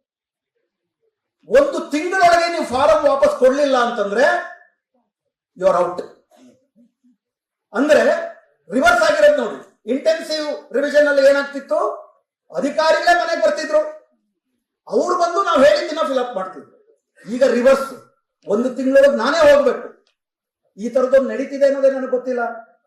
ಕರ್ನಾಟಕದಲ್ಲಿ ನನಗೆ ಬೀದರ್ ಬಗ್ಗೆ ಗೊತ್ತಿಲ್ಲ. ಕರ್ನಾಟಕದ ಪ್ರತಿಯೊಂದು ಜಿಲ್ಲೆನಲ್ಲೂ ಕೂಡ ಬೇರೆ ಬೇರೆ ರಾಜ್ಯಗಳಿಂದ ಬಂದಿರುವಂತ ವಲಸೆ ಕಾರ್ಮಿಕರು ಸುಮಾರಷ್ಟು ಜನ ಇದ್ದಾರೆ. ಭಾರತದ ರಾಜ್ಯಗಳು, ಭಾರತದ ವೆಸ್ಟ್ ಬೆಂಗಾಲ್, ಭಾರತದ ಮಧ್ಯಪ್ರದೇಶ, ಭಾರತದ ಜಾರ್ಖಂಡ್ ನಿಂದ ಬಂದಿರೋ ಲಕ್ಷ ಲಕ್ಷ ವಲಸೆ ಕಾರ್ಮಿಕರು ಇದ್ದಾರೆ. ಅವ್ರಗಳಿಗೆ ಅವ್ರ ಮನೇಲಿ ಏನ್ ನಡೀತಿದೆ ಅಂತಾನೆ ಗೊತ್ತಿಲ್ಲ. ಮನೆ ಬೀಗ ಹಾಕಿರುತ್ತೆ. ಅವರು ಫಾರಂ ಎಲ್ಲಿಂದ ಇಸ್ಕೊತಾರೆ? ಇದು ಮೊದಲನೇದು. ಫಾರಂ ಇಸ್ಕೊಳ್ಳಿಲ್ಲ ಅಂತಂದ್ರೆ 4 ಹಂತ ಇರುತ್ತೆ. ಎಲೆಕ್ಷನ್ ಕಮಿಷನ್ ನ 4 ವರ್ಗೀಕರಣ ಫಾರಂ ನ ಪಡ್ಕೊಂಡಾದ್ಮೇಲೆ ಏನಪ್ಪಾ ಅಂದ್ರೆ, 1 ಆಬ್ಸೆಂಟ್, ಫಾರಂ ನ ವಾಪಸ್ ತಂದ್ಕೊಡ್ಲಿಲ್ಲ ಅಥವಾ ನಾನು ಅಲ್ಲಿ ಹೋದಾಗ ಮನೆ ಬೀಗ ಹಾಕ್ತಿತ್ತು. 2ನೇದು ಶಿಫ್ಟೆಡ್, ASSD ಅಂತಾರದು, ASDD ಅಂತ ಒಂದು ಆಬ್ಸೆಂಟ್. 2ನೇದು ಪರ್ಮನೆಂಟ್ಲಿ ಶಿಫ್ಟೆಡ್ ಅಂತ. ನಾನು ಬಂದೆ, 3 ಸತಿ ಬಂದೆ, 3 ಸತಿನೂ ಮನೆ ಬೀಗ ಹಾಕಿತ್ತು. ನಾನು ಪರ್ಮನೆಂಟ್ಲಿ ಶಿಫ್ಟೆಡ್ ಅಂತ ಬಂದ್ಬಿಟ್ಟೆ. ನಿಮ್ಗೇನ್ ಗೊತ್ತು ನಾನು ಪರ್ಮನೆಂಟ್ ಮನೆ ಬಿಟ್ಟು ಹೋಗ್ಬಿಟ್ಟೆ ಅಂತ? ಕೆಲ್ಸಕ್ಕೆ ಹೋಗಿದ್ನಪ್ಪ. ಬೀದರು, ರಾಯಚೂರು, ನಿಮ್ಮ ಗುಲ್ಬರ್ಗದಿಂದ ಬೆಂಗಳೂರಲ್ಲಿ ಬಂದು ಕೆಲಸ ಮಾಡ್ತಾರೆ. ತಿಂಗಳಿಗೊಂದ್ಸತಿ, ವಾರಕ್ಕೊಂದ್ಸತಿ ಮನೆಗೆ ಬಂದೋಗೋದಕ್ಕೆ ಅವರುಗಳು ಸರ್ಕಾರಿ ನೌಕರರಲ್ಲ ಅಥವಾ ಅದಾನಿ ಅಂಬಾನಿ ಮಕ್ಕಳಲ್ಲ. 3 ತಿಂಗಳಿಗೋ 4 ತಿಂಗಳಿಗೋ ಒಂದ್ಸತಿ ದುಡ್ಡು ಕೂಡ ಹಾಕೊಂಡು ಬರ್ತಾರೆ ಮನೆ ಹತ್ರ. ಅವ್ರಿಗೆ ಇದು ನಡೀತಿದೆ ಅನ್ನೋದೇ ಗೊತ್ತಿಲ್ಲ. ಮನೆ ಅಲ್ಲೇ ಇದೆ, ಕೆಲ್ಸಕ್ಕೆ ಬಂದಿರ್ತಾರೆ ಹೊಟ್ಟೆಪಾಡಿಗೆ. ನೀವು ಪರ್ಮನೆಂಟ್ಲಿ ಶಿಫ್ಟೆಡ್ ಅಂತ ಹೆಂಗಾಗ್ತೀರಿ? ವಾಸ್ತವದಲ್ಲಿ ಮತಪಟ್ಟಿ ಪರಿಷ್ಕರಣಾ ಕಾಯ್ದೆ 1960ರ 23ನೇ ಕಾಯ್ದೆ ಪ್ರಕಾರ ಯಾರನ್ನಾದ್ರೂ ಪರ್ಮನೆಂಟ್ಲಿ ಶಿಫ್ಟೆಡ್ ಅಂತ ನೋಟ್ ಮಾಡಿದ್ರೆ ಆ ವ್ಯಕ್ತಿಗೆ ERO ನೋಟಿಸ್ ಕೊಡಬೇಕು. ನೀವು ಪರ್ಮನೆಂಟ್ಲಿ ಶಿಫ್ಟೆಡ್ ನಮಗೆ ಬಂದು ಸಮಜಾಯಿಷಿ ಕೊಡಿ ಅಂತ. ಎಲ್ಲಿಯ ತನಕ ಓ ಸಮಜಾಯಿಷಿ ನೈ ದೇತಾ ತಬ್ ತಕ್ आपने परमानेंटली शिफ्टेड नहीं डालना चाहिए. ಆದ್ರೆ ಆ ತರದ್ ಏನೂ ಮಾಡೋದಿಲ್ಲ SIR ಪಟ್ಟಿಯಲ್ಲಿ ಪರ್ಮನೆಂಟ್ಲಿ ಶಿಫ್ಟೆಡ್. 3ನೇದು ಡೆಡ್. ಅವ್ರಿಗೆ ಅನ್ಸುತ್ತೆ ಡೆಡ್ ಅಂತ, ಡೆಡ್ ಆಗೋಗ್ತಾರೆ. ಹೇಳ್ತೀನಿ ಡೆಡ್ ಏನಾಗಿದೆ ಪರಿಸ್ಥಿತಿ. ಮೊನ್ನೆ ವೆಸ್ಟ್ ಬೆಂಗಾಲ್ ನಲ್ಲಿ ವಿರೋಧ ಪಕ್ಷಗಳು ಸಭೆ ಮಾಡಿದಾಗ ವೇದಿಕೆನಲ್ಲಿ ಒಂದು 40 ಜನ ನಿಲ್ಲಿಸಿದ್ರು. ಯಾರಪ್ಪ ಅಂತಂದ್ರೆ BLOಗಳು ಯಾರ್ಯಾರನ್ನ ಸತ್ತೋಗಿದ್ದಾರೆ ಅಂತ ಹೇಳಿದ್ದಾರೆ. ಇವರೆಲ್ಲ ಸತ್ತೋಗಿದ್ದಾರೆ ಸರ್ ಅಂತ ತೋರಿಸಿದ್ದಾರೆ. ಹೋದ್ರು ಸತ್ರು ಅಂತ ಬರೆದ್ರು. ಯಾರಿಗೇನು ಗೊತ್ತಾಗಬೇಕು? ಡೂಪ್ಲಿಕೇಟ್ ಕಿತ್ತಾಕ್ಲಿ, ಅವನ್ ಬೇಡ ಅಂತ. ಈ ವರ್ಗೀಕರಣದಲ್ಲಿ 4 ಜನ ಸೇರಿಸ್ಬಿಡ್ತಾರೆ. ಸೊ ಈಗ ನಾವೆಲ್ಲ ಮೊದಲನೇ ಹಂತದಲ್ಲಿ ಮ್ಯಾಪಿಂಗ್ ಆಗಿದೀವ ಗೊತ್ತಿಲ್ಲ. 2ನೇ ಹಂತದಲ್ಲಿ BLOಗಳು ಬಂದು ಆ ಫಾರಂ ಕೊಟ್ಟು 1 ತಿಂಗಳೊಳಗಡೆ ಸೇರಿಸಲಿಲ್ಲ ಅಂತಂದ್ರೆ ನಾವು ಸತ್ತೋಗಿರ್ತೀವಿ ಅಥವಾ ಮನೆ ಬದಲಾಯಿಸ್ಬಿಟ್ಟಿರ್ತೀವಿ ಅಥವಾ ಆಬ್ಸೆಂಟ್ ಆಗಿರ್ತೀವಿ. ಈ ತರ ನಾನು ಯಾವಾಗಲೇ ಹೇಳಿದಾಗ 98 ಲಕ್ಷ 58 ಲಕ್ಷ ಲಕ್ಷ ಜನ ಆ ತರ ವರ್ಗೀಕರಣ ಗುರಿ. ಅದಾದ ನಂತರದಲ್ಲಿ ನೀವು ಮ್ಯಾಪಿಂಗ್ ಆದ್ರೆ ಗೆದ್ದು ಬಿಡ್ತೀರಾ? ಮ್ಯಾಪಿಂಗ್ ಆದ್ರೆ ಗೆದ್ಬಿಟ್ಟೆ ಅಂತ ನೀವು ಅನ್ಕೋಬಹುದು, ಅಥವಾ ಡಾಕ್ಯುಮೆಂಟ್ ಕೊಟ್ಬಿಟ್ಟೆ ಗೆದ್ದೆ ಅಂತ ನೀವು ಅನ್ಕೋಬಹುದು. ಅಲ್ಲಿಗೂ ನಿಮ್ಮನ್ನ ಬೇತಾಳ ಬಿಟ್ಟಿಲ್ಲ. ಸೈತಾನ್ आपको नहीं छोड़ेगा, आपका पीछे सैतान SIR का सैतान पड़ा है. क्या होता है? ಈಗ ಹೊಸದೊಂದು ಕಂಡಿಡಿದಿದೆ ಸಾಫ್ಟ್ವೇರ್, ಅದಕ್ಕೆ ಲಾಜಿಕಲ್ ಡಿಸ್ಕ್ರಿಪಿಯನ್ಸಿ ಅಂತ ಕರೀತಿದೆ. ಅಂದ್ರೆ ನೀವು ಕೊಟ್ಟಂತ ಮಾಹಿತಿನಲ್ಲಿ ಹೊಂದಾಣಿಕೆ ಆಗ್ತಾ ಇಲ್ಲ ಕೊಟ್ಟಿರೋ ಮಾಹಿತಿಗಳು. ಉದಾಹರಣೆಗೆ ಏನಾಗ್ತಿದೆ ಅಂದ್ರೆ, ನಾನು ಆಗ್ಲೇ ಹೇಳಿದೆ, ತಮಿಳುನಾಡಲ್ಲಿ 98 ಲಕ್ಷ ಜನ ಇಲ್ಲ ಅವ್ರ ಹೆಸರು ಅಂತ. ನೋಟಿಸ್ ಯಾರಿಗೂ ಹೋಗ್ಬೇಕು? 98 ಲಕ್ಷ ಜನಕ್ಕೆ ಹೋಗ್ಬೇಕು. ಇವರು 1.3 ಕೋಟಿ ಅಂದ್ರೆ 1,30,30,00,000 ಜನ ಕಳಿಸಿದ್ದಾರೆ. 1,30,00,000 लोगों को तमिलनाडु में नोटिस भेजा. उत्तर प्रदेश में 3 करोड़ लोगों ने ASDD और नॉन मैपिंग हो गया. नोटिस किसको भेजना चाहिए? सिर्फ 3 करोड़ लोगों को भेजना चाहिए. मगर एडिशनली 3.6 करोड़ 3 करोड़ 60 लाख लोगों को एडिशनली नोटिस भेजा. वेस्ट बंगाल में 58 लाख अनमैपिंग हुए थे. उनमें 58 लाख के साथ साथ 1 करोड़ 30 लाखों को नोटिस भेजा. ಯಾವ ತರ ಆಗಿದೆ ಅಂದ್ರೆ ನಿಮ್ಗೆ ಆಶ್ಚರ್ಯ ಆಗ್ತದೆ. ವೆಸ್ಟ್ ಬೆಂಗಾಲ್ ನಲ್ಲಿ ಈ ಸರ್ಕಾರ ಏನ್ ಭಾವಿಸಿತ್ತು ಅಂತಂದ್ರೆ, ಸುಮಾರು 10 ಜಿಲ್ಲೆಗಳಲ್ಲಿ ಮುಸ್ಲಿಂ ಜನಸಂಖ್ಯೆ ಜಾಸ್ತಿ ಇದೆ ವೆಸ್ಟ್ ಬೆಂಗಾಲ್. ಇವರೇನ್ ಅನ್ಕೊಂಡ್ರು, ಅಲ್ಲಿ ಮ್ಯಾಪಿಂಗ್ ಆಗಲ್ಲ ಅನ್ಕೊಂಡ್ರು. ಆದ್ರೆ NRC ವಧೆ ತಿದ್ದಿದ್ದಂತ ಮುಸ್ಲಿಮರು ಸ್ವಲ್ಪ ಪಕಡಬಂದಿಯಾಗಿ ಡಾಕ್ಯುಮೆಂಟ್ ಮಾಡ್ಕೊಂಡ್ರು. ಯಶಸ್ವಿಯಾಗಿ ಮ್ಯಾಪಿಂಗ್ ಆದಂತ ಜಿಲ್ಲೆಗಳು ಮುಸ್ಲಿಮ್ಸ್ ಇದೆ. ಯಾವ ಜಿಲ್ಲೆಗಳಲ್ಲಿ ಮ್ಯಾಪಿಂಗ್ ಆಗಿಲ್ಲ? ಬಾಂಗ್ಲಾದೇಶದಿಂದ 80-90 ವರ್ಷದಿಂದ ನಾಮಶೂದ್ರ ದಲಿತರು ಬಂದರು, ಮತುವಾಗಳು ಅಂತ ಕರೀತಾರೆ. ಅವ್ರು ಬಂದ್ರು, ಅವ್ರಿಗೆ ಯಾವ ಡಾಕ್ಯುಮೆಂಟ್ಗಳು ಇಲ್ಲ, ಡಾಕ್ಯುಮೆಂಟ್ ಮಾಡಿಸ್ಕೋಬೇಕಂತನೂ ಅನ್ಸಿಲ್ಲ. ಹೊಟ್ಟೆಪಾಡಿಗೆ ಎಲ್ಲ ಕೂಲಿ ಮಾಡ್ಕೊಂಡಿರ್ತಾರೆ. ಬಿಜೆಪಿ ಏನ್ ಮಾಡ್ತು, CAA ಮಾಡ್ಬಿಟ್ಟು ನಿಮ್ಗೆಲ್ಲ ವೋಟಿಂಗ್ ಕೊಡ್ತೀವಿ ಅಂತ ಆಸೆ ಬುಸ್ತು ಕೊಡ್ಲಿಲ್ಲ. ಈ ರಾಜ್ಯಗಳಲ್ಲಿ, ಈ ಜಿಲ್ಲೆಗಳಲ್ಲಿ ಸಿಕ್ಕಾಪಟ್ಟೆ ಮ್ಯಾಪಿಂಗ್ ಆಗಿಲ್ಲ. ಸೊ ಈಗ ಯಾವ ಜಿಲ್ಲೆಗಳಿಗೆ ನೋಟಿಸ್ ಹೋಗ್ಬೇಕು? ಯಾವ ಜಿಲ್ಲೆಗಳಲ್ಲಿ ಮ್ಯಾಪಿಂಗ್ ಸರಿಯಾಗಿ ಹೋಗಿಲ್ವೋ ಅಲ್ಲಿ ತಾನೇ ನೋಟಿಸ್ ಹೋಗ್ಬೇಕು. ನಿಮ್ಗೆ ಆಶ್ಚರ್ಯ ಆಗಬೇಕು, ಅಧ್ಯಯನಗಳು ಹೇಳ್ತವೆ ವೆಸ್ಟ್ ಬೆಂಗಾಲ್ ಅಲ್ಲಿ ನೋಟಿಸ್ ಹೋಗಿರೋ ಜಿಲ್ಲೆಗಳು ಯಾವ್ದಪ್ಪ ಅಂದ್ರೆ, ಯಾವ ಜಿಲ್ಲೆಗಳಲ್ಲಿ ಯಶಸ್ವಿಯಾಗಿ ಮ್ಯಾಪಿಂಗ್ ಆಯ್ತು ಅದೇ ಜಿಲ್ಲೆಗಳು. ಯಾವ ಜಿಲ್ಲೆಗಳವು? ಮುಸ್ಲಿಂ ಬಹುಸಂಖ್ಯಾತ ಜಿಲ್ಲೆ. ಸೊ ಮ್ಯಾಪಿಂಗ್ ಆದ್ರೆ ಗೆದ್ರಿ ಅಂತ. ಯಾವ ತರ ನೋಟಿಸ್ ಹೋಗಿದೆ? ನಾನು ಆಗ್ಲೇ ಹೇಳಿದಾಗ ಲಾಜಿಕಲ್ ಡಿಸ್ಕ್ರಿಪಿಯನ್ಸಿ. ಏನು ಲಾಜಿಕಲ್ ಡಿಸ್ಕ್ರಿಪಿಯನ್ಸಿ? 4 ತರ. ಕೇಳಿದ್ರೆ ನಗ್ತೀರ ನೀವು, ಹೇಳ್ತೀವಿ. ನಮ್ಮ ಕರ್ನಾಟಕದಲ್ಲೂ ಆಗುತ್ತೆ. ಮೊದಲನೇದು, ನಿಮ್ಮ ಅಪ್ಪನ ಹೆಸರಲ್ಲಿ ಸ್ಪೆಲ್ಲಿಂಗ್ ಮಿಸ್ಟೇಕ್ ಆಗಿದೆ, ನಿಮ್ದಲ್ಲ, ನಿಮ್ಮ ಅಪ್ಪನ ಹೆಸರಲ್ಲಿ ಸ್ಪೆಲ್ಲಿಂಗ್ ಮಿಸ್ಟೇಕ್ ಆಗಿದೆ. ಎರಡನೇದು, ಇದು ಬಹಳ ಆಶ್ಚರ್ಯ, ಮ್ಯಾಪಿಂಗ್ ನಲ್ಲಿ ಏನ್ ಹೇಳ್ತಾರೆ, ನನ್ನ ಹೆಸರಿಲ್ಲ, ನಾನು 2002 ನಂತರ ಹುಟ್ಟಿದೆ, ಅಥವಾ 2010 ನನ್ಗೆ 18 ವರ್ಷ ತುಂಬಿತು, ಸೊ ನನ್ನ ಹೆಸರಿಲ್ಲದಿಲ್ಲ 2002 ವೋಟಿಂಗ್ ಲಿಸ್ಟ್ ಅಲ್ಲಿ. ಅದ್ರ ಬದಲಿಗೆ ಏನ್ ಮಾಡ್ಬೋದು, ಈಗ ನಮ್ಮ ಅಪ್ಪ ಅಮ್ಮನ ಹೆಸರಿತ್ತು, ಆ ಅಪ್ಪ ಅಮ್ಮನ ಮಗನೇ ನಾನು ಅಂತ ನಾನು ಪ್ರೂವ್ ಮಾಡಿದ್ರೆ ಸಾಕು. ಅಥವಾ ನಮ್ಮ ಅಜ್ಜ ಅಜ್ಜಿ ಹೆಸರಿತ್ತು, ಅವರ ಮೊಮ್ಮಗ ನಾನು ಅಂತ ಸಾಬೀತು ಮಾಡ್ಕೊಂಡ್ರೆ ಸಾಕು ಅಂತ ಅವಕಾಶ ಕೊಟ್ಟಿದ್ದಾರೆ. ಅದ್ರ ಜೊತೆಗೆ ಏನ್ ಮಾಡಿದ್ದಾರೆ, ಲಾಜಿಕಲ್ ಡಿಸ್ಕ್ರಿಪಿಯನ್ಸಿ ಅಂದ್ರೆ ಏನಪ್ಪಾ ಅಂದ್ರೆ, ನಾನು 2002ಕ್ಕೆ ಅಪ್ಪ ಅಮ್ಮ ಆಗಿದ್ದವರ ಬಗ್ಗೆ ಮಾತಾಡ್ತೀನಿ. ಅಂದ್ರೆ 26 ವರ್ಷದ ಹಿಂದಿನ ಕತೆ. 2002ಕ್ಕೆ ಅಪ್ಪ ಅಮ್ಮ ಆಗಿದ್ರೆ ಅವ್ರು 30-40 ವರ್ಷದಿಂದನೇ ಅಪ್ಪ ಅಮ್ಮ ಆಗಿರ್ತಾರೆ.